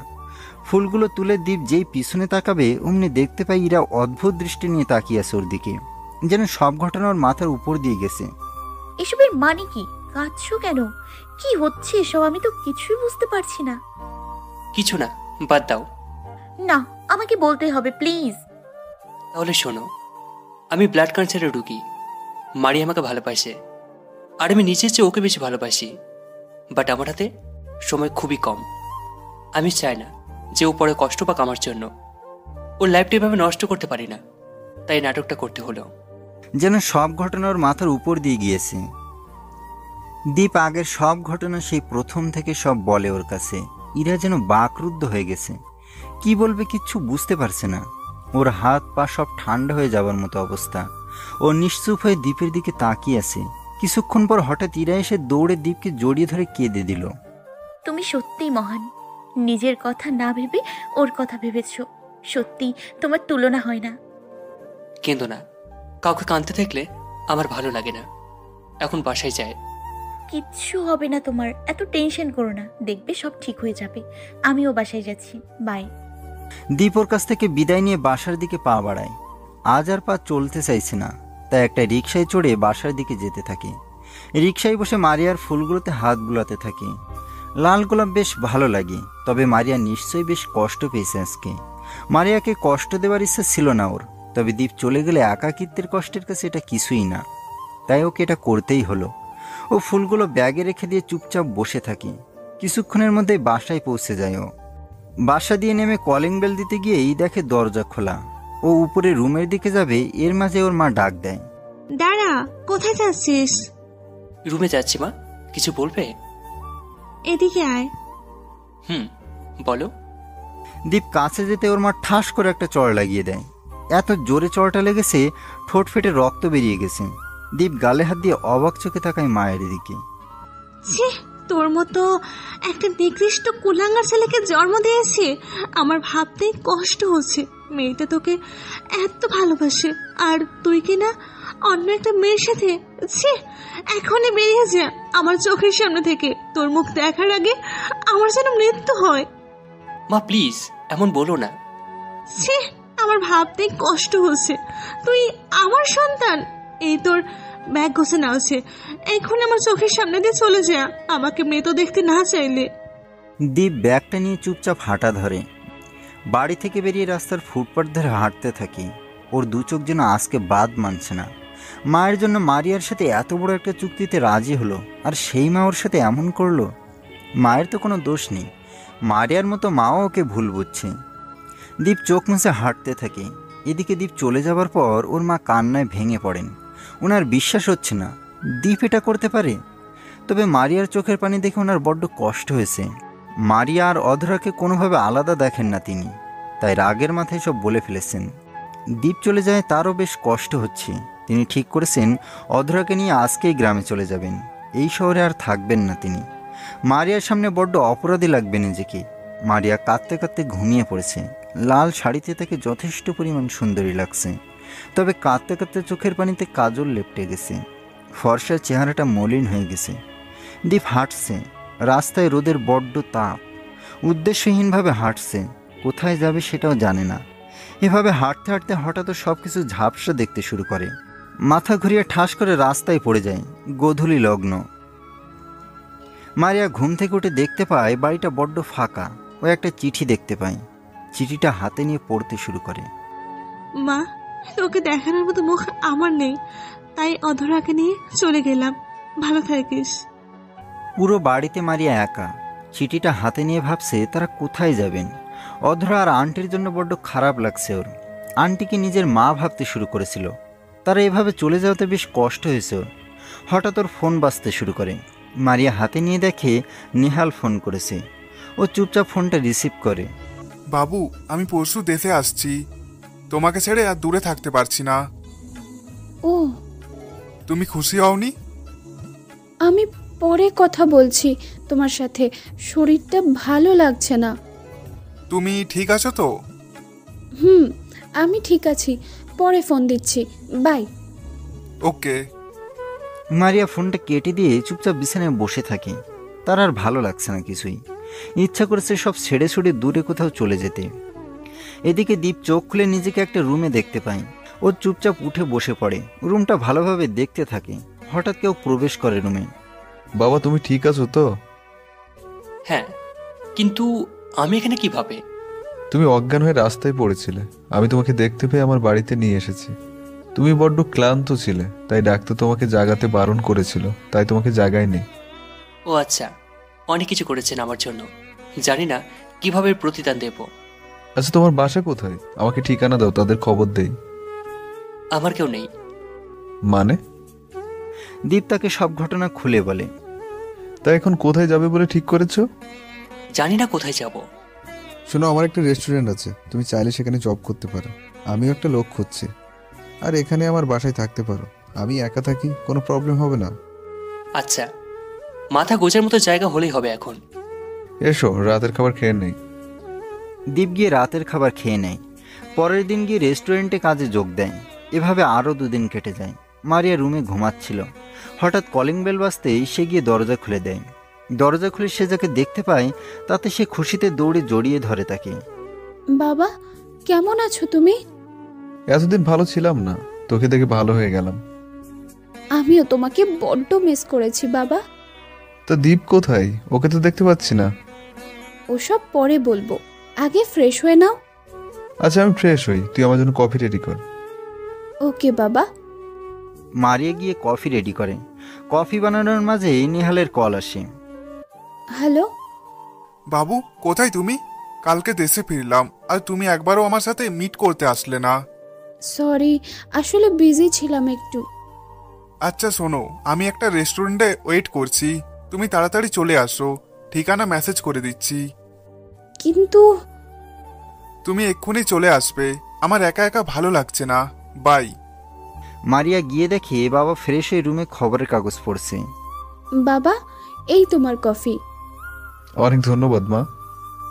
আচ্ছা বাবা, আমার একটু বেরোতে হবে, তুমি কফি খাও, আমি আসছি। কোথায় যাচ্ছিস? একটু কলেজে যাব, কিছু নোট লাগবে। আচ্ছা মা, তাড়াতাড়ি ফিরিস। কিন্তু দীপ কোথায় বলি না তো? ফিরে এসে বলবো, এখন বাই। মারিয়ার বাবা লক্ষ্য করলেন দীপের নাম শুনতেই মারিয়া বারবার পালিয়ে যাচ্ছে, আর চেহারাটাও আধার হয়ে যাচ্ছে। কি হয়েছে তিনি কিছুই বুঝতে পারছেন না, তবে কিছু যে একটা হয়েছে সেটা ঠিকই বুঝতে পেরেছেন। এদিকে মারিয়া গাড়িতে করে নেহালের দেওয়া ঠিকানায় পৌঁছে যায়। ভিতরে প্রবেশ করতে দেখে নেহাল বসে আছে। ওকে আসতে দেখে নেহাল এগিয়ে আসে ওকে হাক করতে, কিন্তু মারিয়া থামিয়ে দেয়। এসব না please, I don't like it. But এটা তো কমন। আমার ভালো লাগে না, প্লিজ। আচ্ছা চলো গিয়ে বসি। কি খাবে বলো? তুমিই অর্ডার দাও। ওকে দাঁড়াও, আমি আসছি। বলে নেহাল উঠে যেই ঘুরতে যাবে তখনই কারোর সাথে ধাক্কা খেয়ে পুরো 1 কাপ কফি ওর গায়ে গিয়ে পড়ল। ইউ ব্লেডি ফুল, চোখে দেখিস না। আপনি তো হুট করে সামনে না দেখে দাঁড়িয়ে পড়লেন। দোস্ত আমার না। ইউ স্টুপিড, আমার শার্টের দাম কত জানিস? শালা ভিখারি কোথাকার, তোরা এইসবের কি বুঝবি? মারিয়া এতক্ষণ সব দেখছিল। হঠাৎ দীপের কলার নেহালকে ধরে এভাবে ঝাড়ি দিতে দেখে ও গিয়ে নেহালকে ছাড়িয়ে দেয়। দীপকে দেখতে রাগে আগুন জ্বলে ওঠে মারিয়ার চোখে। আরে কি করছো এসব? ছোট লোকের সাথে ঝগড়া করে লাভ কি? তুমি চলো, আমরা অন্য কোথাও যাই। ঠিক বলছো, আমার শার্টের দাম হয়তো এরা পুরো মাসের বেতনও পাই না। দীপ মারিয়ার কথা শুনে যেন চুপসে গেছে। ওর বিশ্বাসই হচ্ছে না মারিয়া এভাবে সবার সামনে ওকে অপমান করছে। ওকে কিছু বলার সাধ্য দীপের নেই, তাই চুপ করে আছে। এক্সকিউজ মি, আপনারা এভাবে আমার স্টাফকে যা ইচ্ছে বলতে পারেন না। ভালো না লাগলে চলে যান। ব্লেডি ফুল, তোকে আমি দেখে নেব। মারিয়া নেহালের হাত ধরে টেনে বাইরে নিয়ে যায়, আর দীপ অদ্ভুত চোখে ওদের চলে যাওয়ার দিকে তাকিয়ে থাকে। ওর চোখ দুটো আবার ঝাপসা হয়ে আসছে। রেস্টুরেন্টের মালিক এভাবে ওকে কাঁদতে দেখে অবাক হয়। কি হলো, কাঁদছো কেন? কিছু না, এমনিতেই। শোনো, আমি বুঝতে পেরেছি এই মেয়েটার কথাই তুমি আমাকে বলেছিলে। ওকে দেখেই তোমার চোখ দুটো জলজল করে উঠেছে, তাতেই বুঝতে পেরেছি। মন খারাপ করো না, ও ঠিকই একদিন নিজের ভুল বুঝতে পারবে। দীপ চোখ মুছে আবার কাজে মনোযোগ দিল। নেহালের সাথে কথা বলে মারিয়া অফিসে গিয়েছিল। বাসায় ফিরে ওর নিজের কাছে খুব খারাপ লাগছে। দীপের সাথে কত বাজে বিহেভ করলো, কিন্তু ওকে দেখেই সেদিনের ইরার হাত ধরে বসে থাকা, একে অপরের খুব কাছাকাছি চলে আসে, এসব মনে পড়ে যায়। তাই নিজের রাগটা সামলাতে পারেনি। তবে মারিয়ার বারবার মনে হচ্ছে দীপ কিছু লুকাচ্ছে ওর কাছ থেকে। ইরার হাত ধরে বসেছিল ঠিকই, কিন্তু চেহারা দেখে মনে হচ্ছিল অনিচ্ছা থাকা সত্ত্বেও স্পর্শ করেছে। মা, কি করছিস? বাবাকে দেখে মারিয়া ভাবা বন্ধ করে চোখ তুলে তাকায়। কিছু করছি না বাবা, তুমি কিছু বলবে? হ্যাঁ। মারিয়া তার বাবার কোলে নিজের মাথা দিয়ে শুয়ে পড়ে, আর ওর বাবা ওর মাথায় হাত বুলাতে বুলাতে প্রশ্ন করে, দীপ কোথায় মা? ওর কথা বললেই বারবার এড়িয়ে যাস কেন? আমি জানি না বাবা, ও কোথায়? কি হয়েছে আমাকে সব খুলে বল। মারিয়া ওর বাবাকে সেদিনের সব ঘটনা খুলে বলল। কি এত কিছু হয়ে গেছে, আমাকে জানালিও না? আসলে মন খারাপ ছিল, তাই জানানো হয়নি। বাট মা, তুই শিওর তো দীপ এসব করেছে? আমার কেন জানি বিশ্বাস হচ্ছে না যে এমন করেছে। বাবা, আমি নিজের চোখেই সব দেখেছি। কোনো কোনো টাইম চোখের দেখাও ভুল হয়। যাক, খেতে আই, এখন অনেক রাত হলো। বাবা চলো। পরদিন মারিয়া সকালে কলেজে চলে যায়। নেহাল ওকে কলেজে ড্রপ করতে এগিয়ে আসে। দুজনেই গাড়িতে বসে আছে। ওর চোখ দুটো শুধু দীপকেই খুঁজছে। হঠাৎ দেখতে পেল দীপ রাস্তার সাইডে দাঁড়িয়ে ইরা সহ আরও কিছু বন্ধুদের সাথে কথা বলছে। এসব দেখে মারিয়ার মাথায় আগুন জ্বলে উঠল। রাগে ফেটে পড়তে লাগলো মনে মনে। এদিকে নেহাল দীপকে দেখতে পেয়ে গাড়ির স্পিড আরও বাড়িয়ে দিল। ওর প্ল্যান হলো দীপকে ধাক্কা দিয়ে আহত করে ফেলা। দীপকে যেই গাড়ি দিয়ে ধাক্কা দিতে যাবে তখনই ইরা দীপকে টান দিয়ে সরিয়ে নেয়। একটুর জন্য অ্যাক্সিডেন্টের হাত থেকে বেঁচে যায় ও। ইউ স্টুপিড, চোখে দেখিস না গাড়ি নিচে পড়ে মরতে চাস? দোস্ত আমার না। দাঁড়া, তোকে দেখাচ্ছি মজা। বলে নেহাল গাড়ি থেকে নেমে দীপের দিকে হাত বাড়াবে, আর তার আগে দীপ ওর নাক বরাবর ঘুষি মারে। এক ঘুষিতেই নাক ফেটে রক্ত বের হয় ওর। এদিকে হঠাৎ কেউ দীপকে টান দিয়েই ঠাস করে চড় লাগিয়ে দেয় ওর গালে। দীপ গালে হাত দিয়ে অদ্ভুতভাবে তাকিয়ে আছে ওর দিকে। তোর সাহস কিভাবে হয় আমার হবু বরের গায়ে হাত তোলার? ছোট লোক কোথাকার, তোকে তো পুলিশে দেওয়া উচিত। তোদের মতো অসভ্য ইতরদের জন্য রাস্তায় গাড়িও চালানো যাবে না নাকি? মারিয়া দীপকে কথা শোনাচ্ছিল, এর মাঝে ইরা দুজনের মাঝে এসে দাঁড়ায়। দীপকে এভাবে অপমানিত হতে দেখে বেশ খারাপ লাগছিল ওর, তাই ইরা আর চুপ থাকতে পারে না। চাপ, এখান থেকে চলে যা, না হলে খারাপ হবে কিন্তু, বলে দিচ্ছি। কি করবি শুনি? বলার সাথে সাথে ইরা ঠাস করে একটা চড় লাগিয়ে দেয় ওর গালে, আর বলতে শুরু করে, ছি, কত বাজে একটা মেয়ে তুই। ও তোর জন্য এত কিছু করলো আর তুই কি না ওর জন্য? ইরা আর কিছু বলার আগেই দীপ ওকে টেনে নিয়ে যায়। ইরা নিজের কথা শেষ করতে পারে না। তুই আমাকে বলতে দিলি না কেন? ওর জানা উচিত, সব জানতে পারলে তোর পায়ে পড়ে ক্ষমা চাইবে। বাদ দে, আমি চাই ও ভালো থাকুক। সবাই ভালো থাকবে, আর তুই নিজেকে এভাবে শেষ করবি। রাগ করিস না প্লিজ। গালটা লাল হয়ে গেছে, চল ডক্টরের কাছে যাবি, আর আজ থেকে ট্রিটমেন্ট নেওয়া শুরু করবি। দেখ, এসব করে লাভ কি? আর কয়দিনই বা থাকবো? চুপ, একদম চুপ, আর কিছু শুনতে চাই না, এক্ষুনি চল। এমন অনেক রোগীকে দেখেছি যা মৃত্যুর মুখ থেকে বেঁচেও ফিরে এসছে, তুই কেন পারবি না? চল আমার সাথে। আচ্ছা চল। দীপ হসপিটালে গিয়ে ট্রিটমেন্ট নেওয়া শুরু করে। দিনে রেস্টুরেন্টে জব করে বিকেলে হাসপাতালে যায় ট্রিটমেন্টের জন্য। এর মাঝে 6 মাস কেটে গেছে। দীপের ফাইনাল ইয়ারের এক্সামও চলছে। ও যতটা পারছে পড়ার চেষ্টা করছে, মন দিয়ে পড়ছে। মারিয়ার সাথে প্রায় 3 মাস দেখা হয়নি। কেমন আছে সেটাও দীপ জানে না। মায়ের সাথেও আর কথা হয়নি, তবে অধরার কাছে ডেইলি ফোন করে সব খবর নিয়েছে। এভাবে একে একে সব এক্সাম ভালোভাবে শেষ হয়েছে। শরীরেরও কিছুটা উন্নতি হয়েছে, নাক মুখ দিয়ে রক্ত পড়া অনেকটা কমে গেছে। দীপ শুধু এক্সামের রেজাল্টের জন্য অপেক্ষা করছে। কি হলো বাবা, আজকে এত টেনশনে আছো? আজকে রেজাল্ট দেবে, তাই অনেক টেনশনে আছি। চিন্তা করো না, তুমি অনেক মন দিয়ে পড়েছো। আমার বিশ্বাস তুমি অনেক ভালো রেজাল্ট করবে। তাই যেন হয় আঙ্কেল, দোয়া করবেন। উফ, এই ইরা কোথায় গেল? রেজাল্ট দেখেছে জানানোর কথা ছিল, তবে ইরা এখনো আসছে না কেন? ওই ইরা, তবে মুখটা এমন কালো করে কেন? আমি তাহলে খারাপ কিছু ভাবতে দীপের বুকটা কেঁপে ওঠে। ইরা, এভাবে মুখ কালো করে আছিস কেন? আমার রেজাল্ট দেখেছিস? প্লিজ বল। চুপ করে আছি। কি হলো, কথা বলছিস না কেন? আমি কি খারাপ রেজাল্ট করেছি? প্লিজ বল না, প্লিজ। আরে বুদ্ধু, তুই ফার্স্ট হয়েছিস এবং স্কলারশিপ নিয়ে লন্ডনে পড়ার সুযোগ পেয়েছিস। সত্যি বলছিস? আচ্ছা, ওখানে গিয়ে 1 বছরে আমাকে ভুলে যাবি না তো? না, তোদেরকে কোনো দিনও ভুলবো না। দাঁড়া, কথা পড়ে, আগে মিষ্টি খেয়ে নি। আঙ্কেল, দোকানে সবাইকে আমার নামে ফ্রিতে খাওয়ানো হোক। আমি সবাইকে আজকে খাওয়াতে চাই। আমার জীবনের সেরা দিন এটি। কিছুদিন পর দীপ সব গুছিয়ে নিয়েছে। একটু পরে ফ্লাইট। ডাক্তারকে ওখানকার একজন বড় ডাক্তারের নাম সাজেস্ট করে দিয়েছেন। দীপের ট্রিটমেন্টের পর থেকে ওখানে ওনার কাছেই হবে। কিরে পাগলি, এভাবে কাঁদছিস কেন? 1 বছরের জন্য যাচ্ছি, সারা জীবনের জন্য তো না। শোন, ওখানে গিয়ে ট্রিটমেন্ট নেওয়া শুরু করবি। শরীরের যত্ন নিস আর ভালো থাকিস। তুইও ভালো থাকিস। চললাম। দীপ চলে গেলে ইরা কাঁদতে কাঁদতে বেরিয়ে আসে।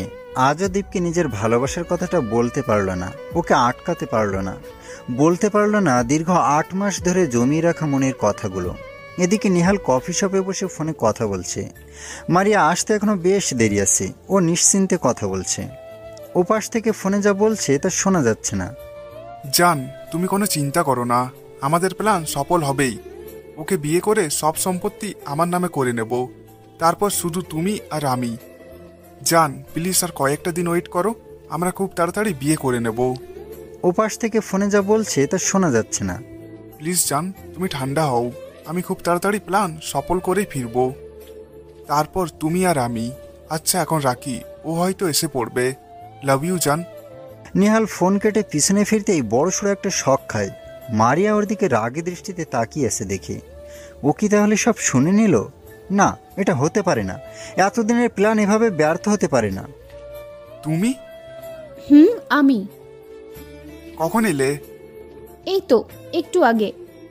আসলে থাক, আর বলতে হবে না, আমার সব বোঝা হয়ে গেছে। I am sorry. তুমি সরি বলছো কেন? I am sorry. আসলে রাস্তায় এত জ্যাম, তাই একটু লেট হয়ে গেল। প্লিজ কিছু মনে করো না। ও এই ব্যাপার। আচ্ছা, তুমি কি কারোর সাথে কথা বলছিলে? কই না তো। বাট আমার মনে হলো তুমি কথা বলছিলে। যাই হোক, আমি বাবাকে কাল আমাদের ব্যাপারে বলতে চলেছি। আমি শিওর বাবা না করবে না। সত্যি বলছো বাবু? কি খাবে বলো? তুমি একটা কিছু অর্ডার করো। আচ্ছা আমি গিয়ে অর্ডার দিয়ে আসি। বলে নেহাল চলে যায়, কিন্তু ভুলক্রমে নিজের ফোনটা ফেলে চলে যায়। মারিয়া টেবিলে বসে ওয়েট করছিল। হঠাৎ নেহালের ফোনে একটা কল আসে। মারিয়া ফোনটা হাতে নিয়ে নামটা দেখে চমকে ওঠে। যার নামে সেভ করা। ও কাঁপা কাঁপা হাতে ফোনটা রিসিভ করে নিজের কানের পাশে ধরে। হ্যালো জান, একটা কথা বলতে ভুলে গেছি। আমি প্রেগনেন্ট, তুমি বাবা হতে চলেছ। তাড়াতাড়ি ওর সব প্রপার্টি নিজের নামে করে চলে আসো। আমার আর একা একা ভালো লাগছে না। মারিয়ার হাত পা কাঁপছে। ও কি বলবে কিচ্ছু বুঝতে পারছে না। সারা পৃথিবী মনে হচ্ছে এলোমেলো হয়ে যাচ্ছে ওর কাছে। ও কিছুতে এটা মেনে নিতে পারছিল না। কি হলো জান, কথা বলছো না কেন? মারিয়া ফোনটা রেখে চুপচাপ উঠে পড়ে। ওর হাত পা সব কাঁপছে। কোনোভাবে গাড়িতে উঠে ড্রাইভারকে সরাসরি বাসায় যেতে বলে। বাসায় ফিরে মারিয়া যেন চলতে পারছে না। ওর মাথা চক্কর দিয়ে উঠছে। নেহাল এত বড় প্ল্যান করে ওকে ফাঁসিয়েছে, আর ও কিছু বুঝতেই পারেনি। মারিয়া গিয়ে বিছানায় বসে পড়ল। ওর মাথায় কাজ করছে না। এদিকে নেহাল বুঝতে পেরেছে মারিয়া সব জানতে পেরে গেছে। ওর নিজেকে নিজের খুন করতে ইচ্ছে হচ্ছে। এত সুন্দর একটা প্ল্যানের 12টা বাজালো এই ফোনটা। রাগে নেহাল ফোনটা একটা আছাড় মারে। নিজের রাগটা কোনোভাবে কমাতে পারছে না। ও অন্য একটা প্ল্যান বানাতে থাকে। মারিয়া এখনো বিশ্বাস করতে পারছে না নেহাল এটা করেছে। দীপকে ভুলতে নেহালকে নিজের পুরোটা দিয়ে ভালোবাসতে চেয়েছিল, কিন্তু নেহাল এতটা নিজ ভাবতে পারিনিও। সি, বিবাহিত হয়েও এতটা নিচু হতে পারে কেউ? মারিয়া আর ভাবতে পারছে না। এদিকে দীর্ঘ 11 ঘন্টা জার্নির পর দীপ লন্ডন এয়ারপোর্টে এসে পৌঁছায়।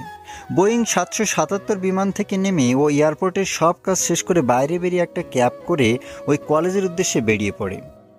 কলেজে গিয়ে বেশ অবাক হয় দীপ। বেশ বিশাল একটা কলেজ, আর অনেক ছেলে মেয়ে পড়ে এখানে। ও একটা হোটেলে নিজের জিনিসপত্র রেখে ডাক্তারের কাছে চলে যায়।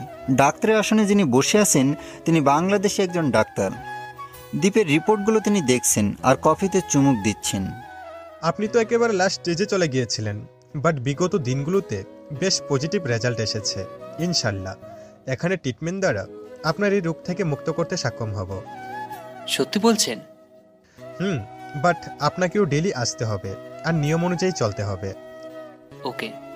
মারিয়া কোনো একটা কাজে আলমারিটা খুলছিল। হঠাৎ আলমারি থেকে তার সামনে একটা ফাইল নিচে পড়ে যায়। মারিয়া ফাইলটা হাতে নিয়ে বুঝতে পারে কোনো টেস্ট রিপোর্টের ফাইল হয়তো, কিন্তু দীপের নামটা দেখে অবাক হয়। সবচেয়ে বড় অবাক হয় ওর লিউকিমিয়া রোগের কথা জেনে। এত বড় একটা সত্যি দীপ কেন লুকালো ওর কাছে? মারিয়া বুঝতে পারছে না। ও ফাইলটা হাতে নিয়ে বসে পড়ে রুমে। পরদিন মারিয়া অফিস থেকে ফিরছিল। প্রায় সন্ধ্যা হয়ে গেছে। গাড়িটা হুট করে বন্ধ হয়ে গেছে ওর। বারবার চেষ্টা করেও স্টার্ট নিচ্ছে না। মারিয়া বাইরে বেরিয়ে অপেক্ষা করতে লাগলো কারো কাছে হেল্প চাইবে বলে, কিন্তু রাস্তাটাও শুনশান, নীরব, কোথাও কাউকে দেখা যাচ্ছে না। হঠাৎ মারিয়ার পিছন থেকে একটা গাড়ি এসে থামলো। বাবু, আমি কোনো হেল্প করব? মারিয়া চমকে উঠে ওর দিকে তাকায়। আস্তে আস্তে পিছনের দিকে যেতে থাকে ও। আরে বাবু, ভয় পাচ্ছ কেন? সে সকাল থেকে তোমাকে ফলো করছি, একটা সুযোগের অপেক্ষায় আছি সে সকাল থেকে। কি করার, আমার প্ল্যান তো সব তুমি জেনে গেলে। এখন একমাত্র রাস্তা হলো তোমাকে রেপ করা। তাহলে বাধ্য হয়ে বিয়ে করতে হবে আমাকে, আর আমার প্ল্যানও সফল হবে। মারিয়া হঠাৎ দৌড় দেয়, আর নেহাল ওর পিছন পিছন দৌড় দেয়। দৌড়াতে দৌড়াতে একসময় মারিয়াকে পেয়ে যায় ও। ধস্তাধস্তি চলতে থাকে। হঠাৎ নেহাল মাথায় হাত দিয়ে ঠাস করে বসে পড়ে। মারিয়া তাকিয়ে দেখে নেহালের মাথা থেকে রক্ত পড়ছে, আর ইরা একটা লাঠি হাতে নিয়ে দাঁড়িয়ে আছে। তুমি ঠিক আছো তো? বাইরে চলো, আমি পুলিশকে ফোন দিয়ে জানাচ্ছি। তুমি ঠিক টাইমে আমাকে বাঁচালে, কিন্তু তুমি এখানে এলে কিভাবে? এখান দিয়ে যাচ্ছিলাম, হঠাৎ করে তোমার গাড়ি দেখতে পাই আর তোমার চিৎকারের শব্দ শুনে গিয়ে দেখি। ও আচ্ছা, এর জন্যই দীপ্তের সাথে এত বাজে বিহেভ করেছো আর ওকে কত অপমান করেছো জানো? দীপ্ত যেদিন জানতে পারে ও ব্লাড ক্যান্সারের পেশেন্ট, সেদিনও কত কান্না করেছিল। ও তোমাকে অনেক ভালোবেসে ফেলেছিল, বাট তুমি যাতে কষ্ট না পাও সেজন্য ও আমার সাথে সেদিন অভিনয় করেছিল, যাতে তুমি ওকে ভুলে যাও। ও নিজে কষ্ট পেয়ে তোমাকে ভালো রাখতে চেয়েছিল, আর সেই তুমিই কিনা ওকে এত অপমান করেছো, এত আঘাত দিয়েছো। ওর মাও ওকে ভুল বুঝে দূরে ঠেলে দিয়েছে। ও কত কষ্ট পেয়েছে একবার ভাবতে পারো?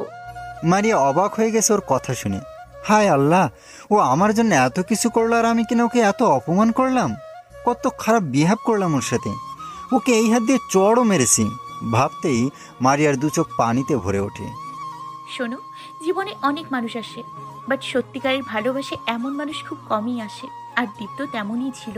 ও তোমাকে যতটা ভালোবাসে তার সামান্য পরিমাণও যদি আমাকে ভালোবাসতো, তাহলে নিজের সবটা দিয়ে আগলে রাখতাম ওকে, কোনো সময় যেতে দিতাম না। আপু প্লিজ আমাকে দীপের কাছে নিয়ে চলুন প্লিজ। সেটা তো সম্ভব নয়, ও কালকেই লন্ডনে চলে গেছে।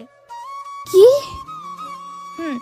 এই তো পুলিশ এসে গেছে, ওরা ওকে নিয়ে যাবে।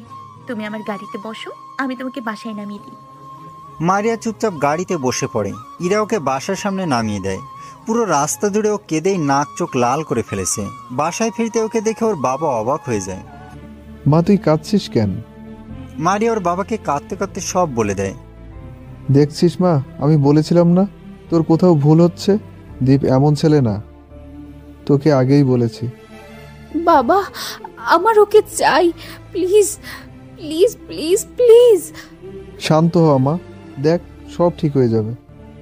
মারিয়া চুপচাপ বসে কাঁদতে থাকে। আজ বড্ড কষ্ট হচ্ছে ওর, সামলাতে পারছে না নিজেকে। না জেনে দীপকে যে কষ্ট দিয়েছে সেটা আজকে নিজেকেই ভোগ করতে হচ্ছে। আজ 1.5 বছর হলো দীপ লন্ডনে এসেছে। সকালবেলা ডাক্তার তাকে ফোন দিয়ে আর্জেন্ট যেতে বলেছে। দীপ বুঝতে পারছে না এত আর্জেন্ট যেতে বলার কারণ কি। প্রচণ্ড টেনশন হচ্ছে, বেশ ঘেমে গেছে ও। আসতে পারি? আসুন। স্যার, এত আর্জেন্ট টাকার কি দরকার? কোনো সমস্যা? সমস্যা তো অবশ্যই। তার আগে বলুন কি খাওয়াবেন? মানে আমি তো কিছু বুঝতে পারছি না। You are cancer free man, come and give me a hook. সত্যি বলছেন? বাট মেডিসিন নেওয়া অফ করবেন না কিন্তু। দীপের মুখে কোনো কথাই আসছে না। ও কি বলবে কিছুই বুঝতে পারছে না। আজকে সেরা খুশির দিন ওর। ও ভাবতেই পারছে না এমন একটা রোগ থেকেও মুক্তি পাবে। দীপ ঠিক করলো কালকেই দেশে ফিরে যাবে। ওর সাথে যে যা করেছে তার সব কিছুর বদলা নেবে। টানা 1.5 বছর জমিয়ে রেখেছে রাগটা, অনেকের কাছ থেকে হিসাব নেওয়া বাকি। ভাবতেই রাগে চোখ আগুনের ফুলকির মতো জ্বলে ওঠে।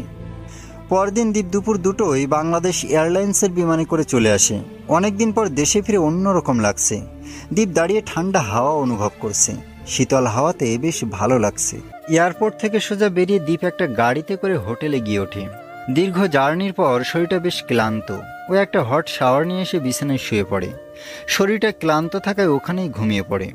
এদিকে মারিয়ার বাবা অফিস থেকে যাবার প্রস্তুতি নিচ্ছেন। বয়স বার্ধক্যে উপনীত হওয়ায় একটু পরিশ্রমে বড্ড ক্লান্ত হয়ে যান তিনি। আজকেও তার ব্যতিক্রম না। সকালে হেঁটে এসে বড্ড ক্লান্ত হয়ে গেছিলেন। এখন যদিও ঠিক আছেন। যাবার আগে মারিয়ার রুমে একবার উকি দেন তিনি। অন্ধকার রুমে ফ্যান চলছে। মারিয়া বিছানায় শুয়ে আছে। রুমটা এলোমেলো, অথচ এই মারিয়ায় এলোমেলো রুম দেখলে রাগে আগুন হয়ে যেত। মারিয়া বেশ শুকিয়েও গেছে। আগের মারিয়ার সাথে এখনকার মারিয়ার কোনো মিল পাওয়া যায় না। মারিয়ার বাবা একটা দীর্ঘশ্বাস ফেলেন। দীর্ঘ 1.5 বছর ধরে মারিয়া এভাবেই নিজেকে রুমে বন্দি করে রেখেছে। একটা মুহূর্তের জন্য রুম থেকে বেরোয়নি। সারাক্ষণ শুধু দীপের ছবি নিয়ে কান্না করে। খাওয়া দাওয়াও ঠিক মতো করে না। মেয়েটাকে এভাবে কষ্ট পেতে দেখে তারও খুব খারাপ লাগে। ওকে অনেকবার বিয়ে দিতে চেয়েছিলেন, কিন্তু মারিয়া রাজি হয়নি। শেষে বাধ্য হয়ে তিনিও হাল ছেড়ে দিয়েছেন। তিনি একটা দীর্ঘশ্বাস ফেলে ডোরটা আটকে অফিসের জন্য বেরিয়ে যান। সকাল 10টার দিকে দীপের ঘুম ভাঙে। ও রেডি হয়ে হোটেলে বসে ব্রেকফাস্ট করে বেরিয়ে যায়। ইরার সাথে প্রায় 1 বছরের মতো কথা হয়নি। দীপের ফোন চুরি হওয়ায় নতুন সিম নিতে হয়, আর ইরার নাম্বার না থাকায় যোগাযোগ করতে পারেনি। তাই দীপ আগে ইরার সাথে দেখা করবে বলে চলে যায়। বাড়িটা চিনতে বেশি কষ্ট হয় না ওর। সাদা রঙের দোতলা বাড়ি। দীপ কলিং বেল বাজায়। একজন ভদ্রলোক দরজা খুলে দেয়। দীপ তাকে চিনতে পারে, এটাই ইরার বাবা। দীপ সালাম দেয় তাকে। আসসালামু আলাইকুম আঙ্কেল। ওয়ালাইকুম সালাম। তোমাকে তো ঠিক চিনলাম না বাবা। আঙ্কেল, আমি দীপ, ইরার ফ্রেন্ড। ইরা কোথায়? ও তুমি দীপ, আমি আসছি, দাঁড়াও, এখানে দাঁড়িয়ে থাকবে, যাবে না কিন্তু। ওকে। কিন্তু দীপ বুঝতে পারল না ওর নাম শুনেই ভদ্রলোক চমকে উঠল কেন, আর ইরার নাম শুনে তার চেহারা বিষণ্ণতায় ভরে গেল কেন। ভদ্রলোক একটা খাম হাতে বেরিয়ে এলো, দীপকে তার পিছন পিছন যেতে বলল। দীপও কোনো প্রশ্ন না করে চুপচাপ তার পিছনে চলল। এই দেখো, এখানে ঘুমিয়ে আছে আমার ইরা। কি? ইরা এখানে মানে? 6 মাস আগে ওর একটা কার অ্যাক্সিডেন্ট হয়, এরপর 2 দিন বেঁচে ছিল, কিন্তু মাথায় রক্তক্ষরণ হয়ে 3য় দিন এই পৃথিবী ছেড়ে চলে যায়। দীপ নিচে বসে পড়ে। এত বড় একটা শক ওর বডি নিতে পারছে না। ওর কিছুতেই বিশ্বাস হচ্ছে না। এটা ইরার বাবা দীপের হাতে একটা চিঠি দিয়ে চলে যায়। দীপ কাঁপা কাঁপা হাতে চিঠিটা খুলে পড়তে শুরু করে। জানো, আজকে আমার অ্যাক্সিডেন্ট হয়েছে, বেশ রক্ত বেরিয়েছে। তোমাকে অনেকবার ফোন দিয়েছিলাম, কিন্তু ফোনটা বারবার সুইচ অফ বলছে। জানো, আমার না ভীষণ ভয় হচ্ছে। কেন জানি মনে হচ্ছে আমি মারা যাব, কিন্তু বিশ্বাস করো আমি মরতে চাই না। জানো দীপ্ত, কলেজে আমার কোনো বন্ধু ছিল না, কারোর সাথে মিশতাম না আমি, কিন্তু হঠাৎ করে তুমি কোথা থেকে এসে আমাকে অন্যরকম করে ফেললে। চেঞ্জ হয়ে গেলাম আমি। আমার সবচেয়ে ভালো বন্ধু হলে তুমি। ক্লাসের সব মেয়েরাও আমার সাথে মিশতে শুরু করলো। আমি নিজেকে নতুনভাবে আবিষ্কার করলাম। তুমি পুরোটা বদলে ফেললে আমাকে। আমার জন্মদিনে তোমার গিফটটা আমি কখনো ভুলবো না। এভাবে কখনো জন্মদিন পালন করিনি আমি। সত্যি আমার দিনটার কথা ভাবলে এখনো মন খুশিতে ভরে ওঠে। তারপর তুমি যখন কিছুদিন কলেজে আসলে না, বড্ড মিস করতে শুরু করলাম তোমাকে। বুঝে গেলাম ভালোবেসে ফেলেছি তোমাকে, বড্ড বেশি ভালোবেসে ফেলেছি। জানো, তুমি যেদিন বললে তুমি ক্যান্সারে আক্রান্ত, সেদিন মনে হচ্ছিল কলিজাটা কেউ টেনে টুকরো টুকরো করে দিয়েছে। অনেক কষ্ট হচ্ছিল সেদিন। তার চেয়েও বেশি কষ্ট পেয়েছিলাম যখন জানতে পারলাম তুমি অন্য কাউকে ভালোবাসো। ওদের দেওয়া কষ্টগুলোর জন্য তোমাকে কাঁদতে দেখে আমারও বেশ খারাপ লাগতো। কিন্তু যেদিন তুমি দেশ ছেড়ে চলে গেলে, সেদিন সবচেয়ে বেশি কষ্ট পেয়েছিলাম। সারা রাত কান্না করেছিলাম সেদিন। এরপর আস্তে আস্তে স্বাভাবিক হলেও সব কিছুতেই বড্ড মিস করতাম তোমাকে। জানো দীপ্ত, আমি তোমাকে প্রচন্ড ভালোবাসি, আর সব সময় ভালোবাসবো। ফ্রেন্ডশিপ ভেঙে যাবার ভয় কখনো বলতে পারিনি। আচ্ছা, আমি যদি মরে যাই, তুমি কি কান্না করবে? প্লিজ কান্না করবে না, তাহলে আমি বড্ড কষ্ট পাবো। অনেক বেশি ভালোবাসি তোমাকে কলিজা, বড্ড দেখতে ইচ্ছে করছে তোমাকে। আমি মরে গেলে প্লিজ একবার আমাকে দেখতে এসো, প্লিজ। দীপ চিঠিটা বুকে জড়িয়ে কেঁদে দেয়। ইরার হাসি মুখটা এখনো ওর চোখের সামনে ভাসছে। দীপ কখনো জানতো না ইরা ওকে এত ভালোবাসে। এভাবে বেশ কিছুক্ষণ কাঁদার পরে দীপ চুপচাপ উঠে ওখান থেকে চলে আসে। মাথাটা বড্ড ভারী লাগছে, পাও যেন চলতে চাইছে না। ওর সবচেয়ে ভালো বন্ধু আজ ওর পাশে নেই, দীপ ভাবতেও পারছে না। ভাবলেই বড্ড কষ্ট হচ্ছে বুকের বা পাশে। দীপ চুপচাপ হোটেলেই ফিরে যায়, কিন্তু হোটেলে গিয়ে অধরার মাকে দেখে অবাক হয়। তোমরা এখানে? কেমন আছিস বাবা? দীপ ওর মায়ের কথা শুনে অবাক হয়। ওর মা তো ওকে চলে যেতে বলেছিল, কিন্তু সে এখানে আসার কারণ কিছুই বুঝতে পারছে না। চলো ভিতরে গিয়ে কথা বলি। দীপ রুমের লক খুলে ভেতরে প্রবেশ করে। ওর মা আর অধরা ওর পিছনে পিছনে রুমে প্রবেশ করে। বাবা, আমার ভুল হয়ে গেছে, প্লিজ ক্ষমা করে দে। সত্যিটা না জেনে শুধু শুধু তোকে কষ্ট দিয়েছি। মারিয়া আমাকে সব সত্যি বলেছে, না জেনে অনেক বড় অন্যায় করেছি। প্লিজ মাফ করে দে আমাকে। এসব কি বলছো মা? বাদ দাও, যা হবার তা হয়েছে। আচ্ছা, কোথায় গিয়েছিলে? ইরাকে দেখতে। ও, ওই মেয়েটা বেশ মিষ্টি দেখতে। কেমন আছে ও? ও বেঁচে নেই মা। বেঁচে নেই মানে? একটা অ্যাক্সিডেন্টে ও মারা গেছে। সত্যি বলছিস? অনেক খারাপ হলো। তা তো ওই এখানেই থাকবে? না, একটা বাড়ি কিনবো বিকালে। বাড়িটা দেখা শেষ, এখন শুধু গিয়ে কাগজপত্র সাইন করলে হয়। বাট এত টাকা কোথায় পাবে? ওখানে এক ফ্রেন্ডের সাথে সেটা বিজনেস শুরু করেছিলাম। শুরুতেই প্রচুর প্রফিট হতে থাকে। এরপর একদিন হঠাৎ ঘুমের মাঝে স্ট্রোক হয়ে মারা যায়। Natural death. এখন আমার এত টাকা আছে যে আমি যা ইচ্ছা তাই করতে পারি। একটা বাড়ি আমার কাছে কিছুই না। ও, তোমরা বসো। আমার এখানকার একটা কোম্পানির সাথে একটা ডিল আছে। ডিলটা সফল হলে আমার কোম্পানিকে দেশে নিয়ে আসবো। আচ্ছা যা, কিছু খেয়েছিস? দীপ চুপচাপ বেরিয়ে যায়। একটা ক্যাব বুক করে অফিসের ঠিকানা অনুযায়ী পৌঁছে যায়। অফিসটা বেশ পরিচিত লাগছে, বাট মনে করতে পারছে না দীপ। ও চুপচাপ এমডি এর রুমের দিকে চলে যায়। আসতে পারি? সামনে যেতেই দীপ চমকে ওঠে ওনাকে দেখি। মারিয়ার বাবা। দীপ হা করে তাকিয়েছে তার দিকে। মারিয়ার বাবারও সেম অবস্থা। বাবা তুমি এসেছো বলেই দীপকে জড়িয়ে ধরে ভদ্রলোক কেঁদে দেয়। দীপ অবাক হয়, তার কান্নার কারণ কিছুই বুঝতে পারে না। মারিয়ার তো এতদিন বিয়ে হয়ে গেছে শিওর, কিন্তু উনি কাঁদছেন কেন ওকে দেখে? দীপ বুঝতে পারছে না। আঙ্কেল, আপনি শান্ত হন। কাঁদছেন কেন? বাবা তুমি কোথায় ছিলে এতদিন? কত খুঁজেছি তোমাকে, কিন্তু পাইনি। তোমার মাও জানে না কোথায় আছো। এদিকে মারিয়া প্রায় পাগল হয়ে যাচ্ছে তোমার কথা ভেবে। 1.5 বছর একটা বারের জন্য রুম থেকে বের হয়নি। তুমি এখনই চলো আমার সাথে। কিন্তু ডিলটা? দেখি, কাগজ দাও, আমি এখনই সাইন করে দিচ্ছি। দীপ কাগজগুলো বের করে আর মারিয়ার বাবা সাইন করে দেয়। তারপর দীপকে টেনে নিয়ে গাড়িতে বসায়। ড্রাইভারকে সোজা বাসায় যেতে বলে। কিছুক্ষণের মাঝেই তারা বাসায়ও পৌঁছে যায়। বাসায় যেতেই মারিয়ার বাবা ব্যস্ত হয়ে বাড়িতে প্রবেশ করে।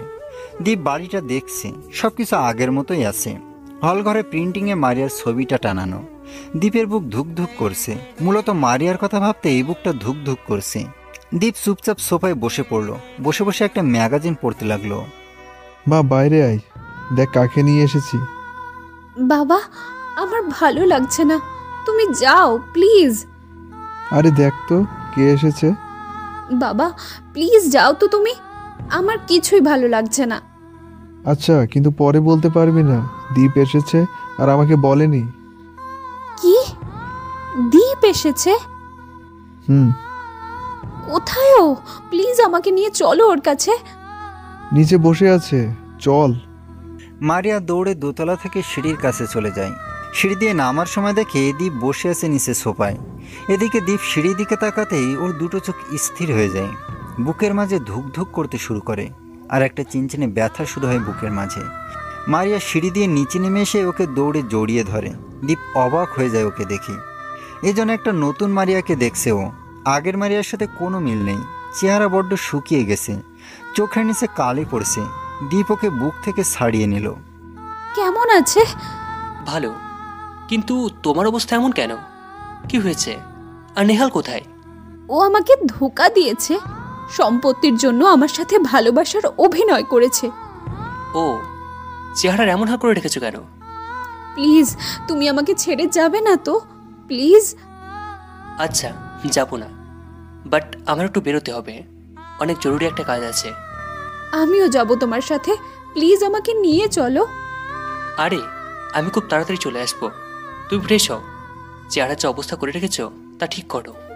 আরে তুমি সত্যিই ফিরে আসবে তো? আমি এখন চলি, বিকেলে এসে তোমাকে নিউ বাসা নিয়ে যাব। আচ্ছা, আমি এখনই ফ্রেশ হয়ে রেডি হচ্ছি। ওকে। এই দাঁড়াও। কিছু বলবে? মারিয়া পা উঁচু করে দাঁড়িয়ে দীপের কপালে একটা চুমু দেয়। এবার যাও, আর সাবধানে যেও। দীপ বেরিয়ে যায়। ওকে হসপিটালে যেতে হবে। ও একটা গাড়িতে করে হসপিটালে চলে যায়। হসপিটালে বেডে যে মানুষটা বসে আছে তাকে দেখে দীপের চোখে আগুনের ফুলকির মতো জ্বলছে। ও অনেক কষ্টে নিজেকে সামলে রেখেছে, চুপচাপ বসে আছে। আমাকে এখানে রেখেছেন কেন? কেমন আছো? ভালো। তোমাকে এখানে ডাকার কারণ কি জানো? না, জানি না। আমার দুটো কিডনি নষ্ট, তা রিপ্লেস করারও কোনো উপায় নেই। এখন খুব তাড়াতাড়ি মারা যাচ্ছি, তাই তোমাকে তোমার বাবার সব কিছু ফিরে দিতে চাই। থ্যাঙ্কস, বাট আমার কিছুই চাই না। আমি তোমার পায়ে পড়ি বাবা, মরার আগে অন্তত একটা ভালো কাজ করতে চাই। আরে কি করছেন? প্লিজ বাবা, আমার আবেদনটা রাখো। মৃত্যু হলেও অন্তত বলতে পারো জীবনে একটা হলো ভালো কাজ করেছি। আচ্ছা ঠিক আছে, এখন পা ছাড়ুন। সবাই দেখছে। ধন্যবাদ বাবা, অনেক বড় একটা বোঝা কমলো বুকের ওপর থেকে। এই নাও, এখানে সব কাগজপত্র তৈরি করা আছে। আচ্ছা, আমি চলি। দাঁড়াও, এই নাও। এটা কি? বাসার চাবি তোমাদের। আচ্ছা, আমি চলি। দীপ চাবিটা হাতে নিয়ে চুপচাপ বেরিয়ে যায়। ওর রাগটা অনেকটাই কমে গেছে। ও যে বাড়িটা কিনবে ভেবেছিল সেটা ক্যান্সেল করে দেয়। এরপর আবার গাড়িতে উঠে হোটেলে চলে গেল। মা, রেডি হও, আমরা একটা জায়গায় যাচ্ছি। কোথায়? সেটা তো গেলেই দেখতে পাবে। আচ্ছা চল। দীপ ওর মা আর অধরাকে নিয়ে গাড়িতে বসে পড়ে। বাড়ির দিকে যেতে থাকি। রাস্তাটা বড্ড চেনা চেনা লাগছে দীপের মায়ের কাছে, বাট উনি চিনতে পারছেন না। নামো, আমরা এসে গেছি। এখানে? এটাই আজ থেকে আমাদের বাড়ি। দীপের মা দরজা খুলে ভেতরে প্রবেশ করেন।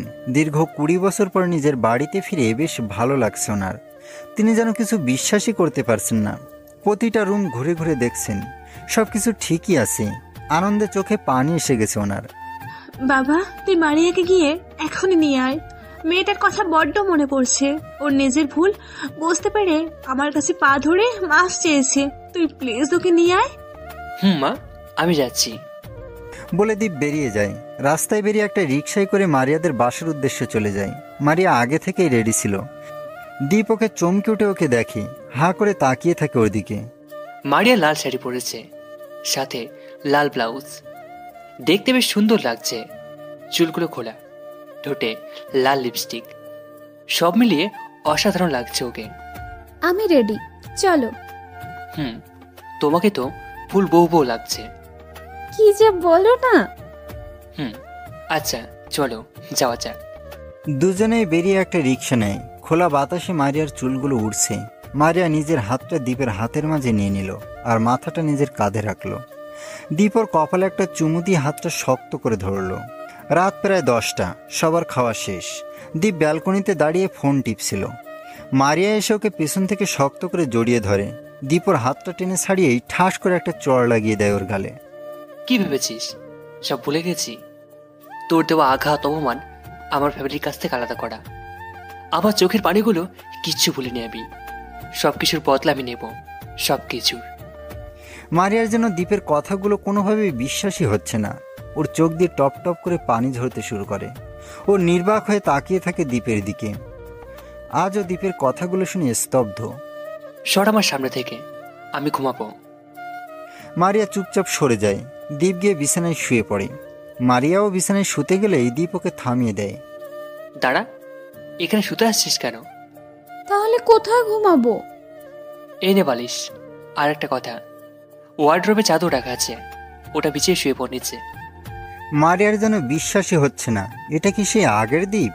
ও কোনোভাবে আগের দ্বীপের সাথে বর্তমান দ্বীপকে মেলাতে পারছে না। ও চুপচাপ চাদর বের করে ফ্লোরে কাঁথা গায়ে দিয়ে শুয়ে পড়ে।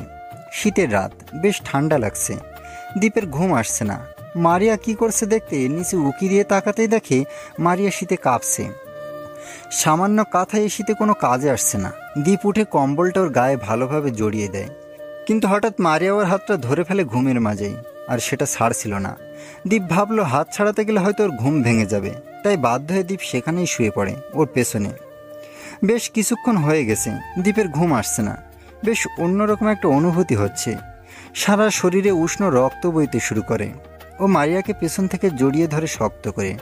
মারিয়ার নরম শরীরের অস্তিত্ব পেয়ে আরও শক্ত করে জড়িয়ে ধরে ওকে। এদিকে মারিয়া ঘুমের মাঝে টের পায় কেউ ওকে শক্ত করে জড়িয়ে ধরে আছে। কার স্পর্শ সেটা বুঝতে কোনো প্রবলেম হয় না ওর। ও চুপচাপ শুয়ে থাকে। দীপ ওকে নিজের দিকে ফিরিয়ে ওর কপালে একটা চুমু দেয়। মারিয়া ওর ছোঁয়া পেয়ে কেঁপে ওঠে, তবে একটু নড়াচড়া করে না। হালকাভাবে চোখ খুলে ওর দিকে তাকায়। দীপ মারিয়ার ঠোঁট নিজের দখলে নিয়ে নেয় আর প্রায় 5 মিনিট পরে ছাড়ে। মারিয়ার মনে হচ্ছিল এখনই আরেকটু হলেই মরে যেত। ও চোখ খুলে দ্বীপের দিকে মায়াবী দৃষ্টিতে তাকায়। বাইরে চাঁদের আলো আর ড্রিম লাইটের আলো সব মিলিয়ে মারিয়াকে অদ্ভুত সুন্দর লাগছিল। দ্বীপ ওর ঘাড়ে গলায় ইচ্ছে মতো লাভ বাইট দিতে থাকে, আর নিজের গায়ে এমনভাবে দ্বীপের ছোঁয়া পেয়ে মারিয়াও নিজেকে ওর হাতে সঁপে দেয়। 2 হাত দিয়ে শক্ত করে জড়িয়ে ধরে ওকে। দ্বীপ ওর আঁচলটা সরিয়ে মারিয়ার পেটে নিজের ঠোঁট শুয়ে দেয়, আর এদিকে মারিয়া কেঁপে ওঠে ওর ছোঁয়া পেয়ে। এভাবে তারা দুজনের মাঝে পূর্ণতা খুঁজতে থাকে। দীর্ঘ 1.5 বছরের দূরত্ব যেন আজ এক রাতেই ঘুষিয়ে নিতে চাইছে দুজন। হারিয়ে যাচ্ছে পরম ভালোবাসার সাগরে। দুটো অতৃপ্ত শরীর এক হয়ে যায়। সকালে রোদের আলোতে মারিয়ার ঘুম ভেঙে যায়। পাশে দীপ ঘুমাচ্ছে। ওকে দেখতে বেশ ভালোই লাগছে। মারিয়া দীপের কপালে একটা চুমু দিয়ে দীপের গায়ের দিকে তাকাতেই চমকে ওঠে। ওর গায়ে কিচ্ছু নেই, শুধু কাঁথা গায়ে দেয়া। মারিয়া নিজের দিকে তাকিয়েও চমকে ওঠে। ওর গায়েও কাঁথা ছাড়া কিচ্ছু নেই। কাল রাতের ঘটনাগুলোর মনে পড়তেই লজ্জায় লাল হয়ে যায়। তাড়াতাড়ি উঠে ওয়াশরুমে চলে যায়। শরীরে বেশ ব্যথা, হাঁটতেও কষ্ট হচ্ছে। ওয়াশরুমে গিয়ে মারিয়া আরও অবাক হয়। ফুল বডিতে নখের আঁচড়ের আর কামড়ের দাগ। সারা শরীর লাল হয়ে গেছে ওর। গলার অবস্থা সবচেয়ে বেশি খারাপ, নখের আঁচড়ের দাগে ভরে আছে। মারিয়া ভেবে পায় না একটা মানুষ এতটা হিংস্র কিভাবে হতে পারে। ফ্রেশ হয়ে মারিয়া বেরিয়ে দেখে দীপ এখনো ঘুমাচ্ছে। ও দীপকে টেনে তুলে, এই যে শুনছো, সকাল হয়ে গেছে, উঠে পড়ো। দীপ চোখ খুলে মারিয়ার দিকে তাকায়। তারপর উঠতে গিয়েই চমকে ওঠে। কাঁথাটা আবার গায়ে জড়িয়ে শুয়ে পড়ে। আর মারিয়া ওর অবস্থা দেখে হেসে গড়াগড়ি খাওয়ার মতো অবস্থা। হাসছো কেন? তোমাকে দেখে হাসছি। উঠছো না কেন? আমার আরো ঘুম পাচ্ছে, তাই উঠবো না। তুমি এক্ষুনি রুম থেকে বের হও। না, আমি কোথাও যাচ্ছি না, তুমি যতক্ষণে না উঠছো। দীপ পাশে ওর ট্রাউজার দেখতে পেল। সেটা পরে নিয়ে মারিয়ার দিকে এগিয়ে গেল। এদিকে দীপকে এভাবে এগোতে দেখে মারিয়া ভয়ে ভয়ে পিছিয়ে যায়। পিছনে যেতে যেতে দেয়ালের সাথে মিশে যায়। আর দীপ ওকে দুহাত দিয়ে আটকে ফেলে। কি যেন বলেছিলে? প্লিজ আবার বলবে? কই কিছু না, তুমি ভুল শুনেছো। বাট আমি তো ঠিকই শুনেছি। মা, আপনি এখানে? দীপ ওকে ছেড়ে দিয়ে পিছনে তাকাতেই মারিয়া এক দৌড়ে রুম থেকে বেরিয়ে যায়।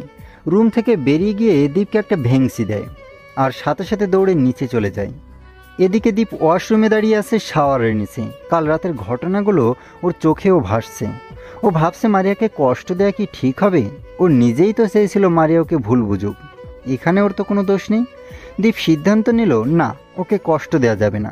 তার চেয়ে বরং একটু ভালোবাসা বাড়িয়ে নেওয়া যেতে পারে। আর দীপের মাথায় একটা মস্ত বড় প্ল্যান আসে। মারিয়া দীপের জন্য ব্রেকফাস্ট নিয়ে এসে দেখে দীপ বিছানায় বসে কারোর সাথে হেসে হেসে ফোনে কথা বলছে। মারিয়া রুমে প্রবেশ করে, কিন্তু দীপের সেদিকে কোনো খেয়ালই নেই। ও হেসে হেসে কথা বলেই যাচ্ছে। আমিও তোমাকে অনেক মিস করছি। খুব তাড়াতাড়ি তোমাকে দেশে আনার ব্যবস্থা করব। মারিয়া কথাটা শুনে চমকে যায়। দীপ কার সাথে এভাবে কথা বলছে ভাবতে থাকে। আরে কিস করব, তা ফোনে কি বলছো? আচ্ছা বাবু, রাগ করো না, এই তো দিচ্ছি। আচ্ছা ভাই, পরে কথা বলছি। দীপকে এভাবে ফোনে কথা বলতে দেখে মারিয়ার চোখে পানি এসে পড়ে। ও চুপচাপ খাবারটা হাতে নিয়ে দাঁড়িয়ে থাকে। কি হলো, খাবার নিয়ে দাঁড়িয়ে আছো কেন? না কিছু না, আপনি খেয়ে নিন, আমি যাই। তোমাকে খুব তাড়াতাড়ি মুক্ত করে দেব, সে টেনশন নিও না। মারিয়া এবার আর দাঁড়াতে পারে না। দৌড়ে রুম থেকে বেরিয়ে ছাদে চলে যায়। দু চোখের পানি আটকাতে পারছে না কিছুতেই। ও নিজে না খেয়ে খাবার নিয়ে গেছিল, ভেবেছিল একসাথে খাবে দুজনে। কিন্তু দীপের কথাগুলো শুনে নিজেকে সামলাতে পারছে না। চোখের পানিতে সারা নাক মুখ এক করে ফেলেছে। হঠাৎ কেউ ওর ঘাড়ে হাত রাখে। কি হয়েছে, কাঁদছো কেন? তুমি অনেক বাজে, অনেক বাজে। আমি তোমাকে অনেক লাভ করি। প্লিজ আমাকে ছেড়ে যেও না, প্লিজ। মানছি আমি ভুল বুঝে অনেক অন্যায় করেছি, কিন্তু তার শাস্তি এভাবে দিও না, প্লিজ। প্লিজ মাফ করো আমাকে। আমি শুধু তোমাকে চাই, এভাবে আমাকে ছেড়ে যেও না আবার প্লিজ। 1.5 বছর তোমার আশায় একা একা কাটিয়ে দিয়েছি। তুমি আবার চলে গেলে হয়তো মরেই যাব। দীপ ওকে শক্ত করে জড়িয়ে বুকে টেনে নেয়। ওর কপালে একটা চুমু দিয়ে শক্ত করে বুকের সাথে চেপে ধরে ওকে। এদিকে মারিয়া কেঁদে কেঁদে দীপের শার্ট ভেজাতে থাকে। আমি এখানে আছি, আর কোথাও যাবো না তোমাকে ছেড়ে, ওকে? তুমি সত্যিই আমাকে ছেড়ে যাবে না তো? না, আমি কোথাও যাব না। মারিয়া দীপকে শক্ত করে জড়িয়ে ধরে। দীপ ওকে শক্ত করে নিজের বুকের সাথে মিশিয়ে ফেলে। হঠাৎ করে আকাশ কাঁপিয়ে বৃষ্টি শুরু হলো। একটু পরে মুষলধারে বৃষ্টি শুরু হলো। মারিয়া ও দীপ এখনো একে অপরকে জড়িয়ে ধরে আছে। বৃষ্টির ঠান্ডা পানি ওদের সমস্ত শরীরকে আরো ঠান্ডা করে তুলছে। দীপ মারিয়াকে ছেড়ে দেয়। এই চলো, ভিজে যাচ্ছি, ভিতরে যাওয়া যাক। এই না, আমরা দুজনেই ভিজবো। আচ্ছা, যেমন আপনার ইচ্ছে মেটে রানী। মারিয়া দীপের দিকে হাত বাড়িয়ে দেয় আর দীপ ওর হাতটা ধরে। দুজনেই বৃষ্টিতে ভিজছে। দীপ অবাক হয়ে মারিয়ার সৌন্দর্য দেখছে। বৃষ্টির পানি তোর শাড়ি লেপটে গেছে। কালো রঙের শাড়িটায় ওর শরীরের সব খাজ স্পষ্ট দেখা যাচ্ছে। ওকে দেখতে বেশ মোহময়ী লাগছে। দীপ নিজের চোখই ফেরাতে পারছে না, অবাক হয়ে ওর সৌন্দর্য দেখছে। কি স্যার, এমন করে কি দেখছেন? কিছু না বলে একটা দুষ্টুমি হাসি দিয়ে ওকে বুকে টেনে নেয়। তোমার মনে আছে এমন একটা বৃষ্টির দিনেই আমাকে শক্ত করে জড়িয়ে ধরে রেখেছিলে ভয়ে? দীপ ওর গালে হাত দেয়, আঙুল দিয়ে ওর ঠোঁট স্পর্শ করে। মারিয়াও দাঁড়িয়ে দাঁড়িয়ে ওর স্পর্শ অনুভব করে। দীপ ওর গালে হাত দিয়ে ওর কাঁপতে থাকা ঠোঁটগুলোর সাথে নিজের ঠোঁট এক করে দেয়। মারিয়ার মাথা শক্ত করে আঁকড়ে ধরে। এদিকে মারিয়া দীপের এমন কাজে শক, কিন্তু আস্তে আস্তে ও নিজেও রেসপন্স শুরু করে। দীপের শার্ট আঁকড়ে ধরে থাকে। বৃষ্টির মাঝে দুজনে একে অপরের ঠোঁটের স্বাদ নেওয়ায় ব্যস্ত। প্রায় অনেকক্ষণ পর দুজন দুজনকে ছেড়ে দেয়। মারিয়া নিজেকে অনেক হালকা অনুভব করে। একটু পরে বুঝতে পারে দীপ ওকে কোলে তুলে নিয়েছে। পড়ে যাবার ভয়ে মারিয়াও ওকে শক্ত করে জড়িয়ে ধরে। দীপ ওকে নিয়ে ছাদ থেকে নেমে যায়। রুমে গিয়ে বিছানায় শুয়ে দেয় ওকে। বিছানায় শুয়ে মারিয়া লজ্জায় অন্যদিকে তাকিয়ে থাকে। দীপের দিকে তাকাতে বেশ লজ্জা লাগছে ওর। চুপচাপ শুয়ে আছে। দীপ ওর পাশে শুয়ে ওর কপালে একটা চুমু দেয়। মারিয়ার সারা শরীরে অদ্ভুত শিহরণ খেলে যায়। ওর হাত পা যেন জমে যাচ্ছে। দীপ মারিয়ার গালে হাত বুলিয়ে দেয়। ধীরে ধীরে ওর গলায় ঘাড়ে অজস্র লাভ বাইট দিয়ে ভরিয়ে দেয়। আর বেচারি মারিয়া আদর সহ্য করতে না পেরে শক্ত করে জড়িয়ে ধরে ওকে। দীপ ওর আঁচলটা সরিয়ে ওকে খুব কাছে টেনে নেয়। দুজনের চার ঠোঁট এক হয়ে যায়। বাইরে বৃষ্টির ঠান্ডা, বেশ রোমান্টিক একটা ওয়েদার।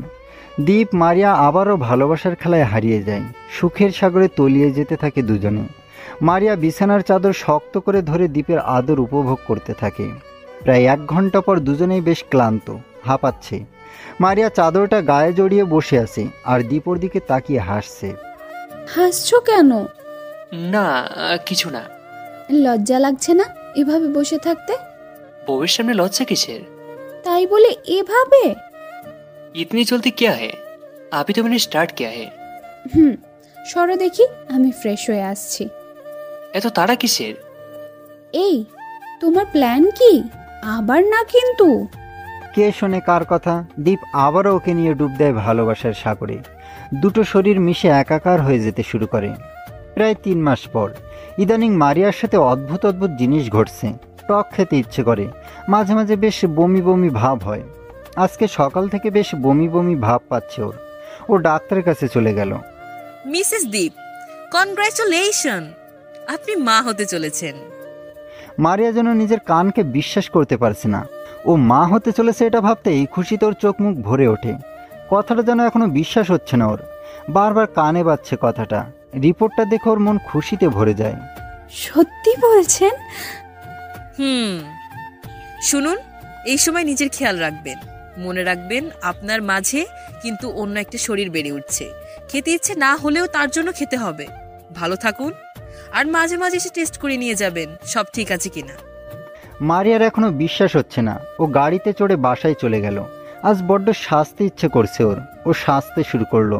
নীল জর্জেটের শাড়ি, সাথে সাদা ব্লাউজ, চুলগুলো খোলা, চোখে গাঢ় কাজল, ঠোঁটে লাল লিপস্টিক, গলায় হালকা গহনা, হাতে নীল কাচের চুড়ি, সব মিলে অপূর্ব সুন্দর লাগছে ওকে। ও বসে বসে দীপের জন্য ওয়েট করতে লাগলো। আর ভাবছে দীপকে খবরটা কিভাবে দেবে, আর ওর রিয়াকশনই বা কেমন হবে। সময় যেন কাটছেই না। মারিয়া বারবার অপেক্ষা করছে কখন আসবে ও। দীপের জন্য বারান্দায় দাঁড়িয়ে রাস্তার দিকে তাকিয়ে আছে। কিছুক্ষণের মাঝে দীপ চলে আসে। মারিয়া বারান্দায় দাঁড়িয়েছিল। দীপ এগিয়ে গিয়ে পিছন থেকে জড়িয়ে ধরে আর ওর পেটে হাত স্লাইড করতে থাকে আর নিজের ঠোঁট দুটো ওর ঘাড়ে ছুঁয়ে দেয়। জান পাখি, এত সুন্দর করে সাজার কারণ কি? আমাকে কি পাগল বানাতে চাও এই রূপের আগুনে? দীপের ছোঁয়া পেয়ে মারিয়া চোখ বন্ধ করে ওর ঠান্ডা স্পর্শ অনুভব করার চেষ্টা করে। দীপ মারিয়াকে নিজের দিকে ফিরিয়ে ওর কপালে একটা চুমু দেয়। ওকে বুকে টেনে নিয়ে মাথায় হাত বুলিয়ে দিতে থাকে। আচ্ছা, তোমাকে কিছু বলার আছে। জান পাখি বলো। তুমি বাবা হতে চলেছো। দীপ যেন নিজের কানকেও বিশ্বাস করতে পারছে না। ও মারিয়াকে কোলে তুলে ঘোরাতে থাকে। আজ আমি পৃথিবীর সবচেয়ে খুশি। ইয়েস, আমি বাবা হব আর তুমি মা। বলে খুশিতে দীপ পাগলের মতো করতে শুরু করে। আর ওকে এত খুশি দেখে মারিয়াও হেসে ওর দিকে তাকিয়ে থাকে। দেখতে দেখতে আরও 5 মাস কেটে গেছে। মারিয়ার পেটটা বড্ড বড় হয়ে গেছে।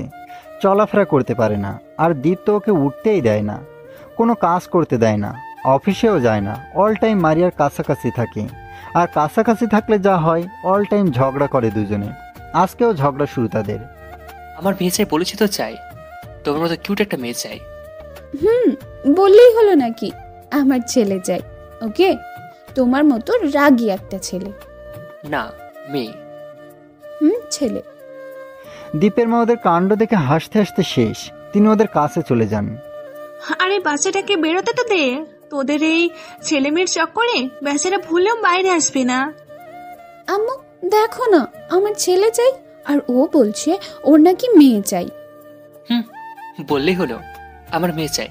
ওকে ওরে এবার তোরে থাম, যখন সময় হবে তখনই দেখা যাবে। এভাবে আরো 2 মাস পর মারিয়া ও দীপ হসপিটালে বসে আছে। আল্লাহ ওদের দুজনের কথাই শুনেছেন। ফুটফুটে 2 ছেলে মেয়ে হয়েছে ওদের। দীপ একবার একটাকে কোলে নিচ্ছে আর পরের বার অন্যটাকে। উপস্থিত সবাই ওর বাচ্চামো দেখে হাসতে হাসতে শেষ। এভাবে ধীরে ধীরে মারিয়া সুস্থ হয়ে ওঠে। কিন্তু দীপ ইদানিং ব্যবসা নিয়ে বড্ড বিজি, আর মারিয়া তাই ওর ওপর বেশ অভিমান করে আছে। ছাদে রেলিং ধরে দাঁড়িয়ে আছে একা একা। এদিকে দীপ বাসায় ফিরে দেখে আজকেও লেটও। উফ, এত সময় হয়ে গেছে নিজেও দেখেনি। দীপ রুমে গিয়ে দেখে বাচ্চারা ঘুমিয়ে আছে, মারিয়া রুমে নেই, নিশ্চয়ই ছাদে আছে। তারপর দীপও আস্তে আস্তে ছাদে চলে যায়। মনে হচ্ছে আকাশের মেঘটার মন খারাপ, কেমন কালো হয়ে আছে, তাই না? সরি, জানো আজ না পাশের বাসার ভাবিকে লাল শাড়িতে অনেক সুন্দর লাগছিল। কি? কুত্তা, বিলাই, ইঁদুর, ওই ভাবির উপর নজর দাস? দাঁড়া, তোর একদিন আর আমার যতদিন লাগে। বলেই দীপের বুকে কিল ঘুষির বৃষ্টি শুরু হয়। আরে ভান করছি, বাট তোমাকে কিন্তু দেখতে সেই লেভেলের সুন্দর লাগছে। হয়েছে, আর মিথ্যা বলার দরকার নেই। সত্যি বলছি। আচ্ছা শোনো না, এগুলো তোমার জন্য। সত্যি? আমার জন্য? একটা কথা বলবো? ভালোবাসি, অনেক ভালোবাসি তোমাকে। মারিয়া আর রাগ করতে পারলো না, শক্ত করে জড়িয়ে ধরলো ওকে। ওর বুকে নিজের ঠাঁই খুঁজে নিল। দীপ ওকে শক্ত করে জড়িয়ে বুকে টেনে নিল। এভাবে ভালোবাসার চাদরে আবদ্ধ হলো দুজন। ভালো থাকুক ভালোবাসার লাভ বার্ড দুটো। হ্যালো বন্ধুরা, ভিডিওটা লাইক করো আর একটা অবশ্যই কমেন্ট করো আর সাবস্ক্রাইব করতে ভুলো না।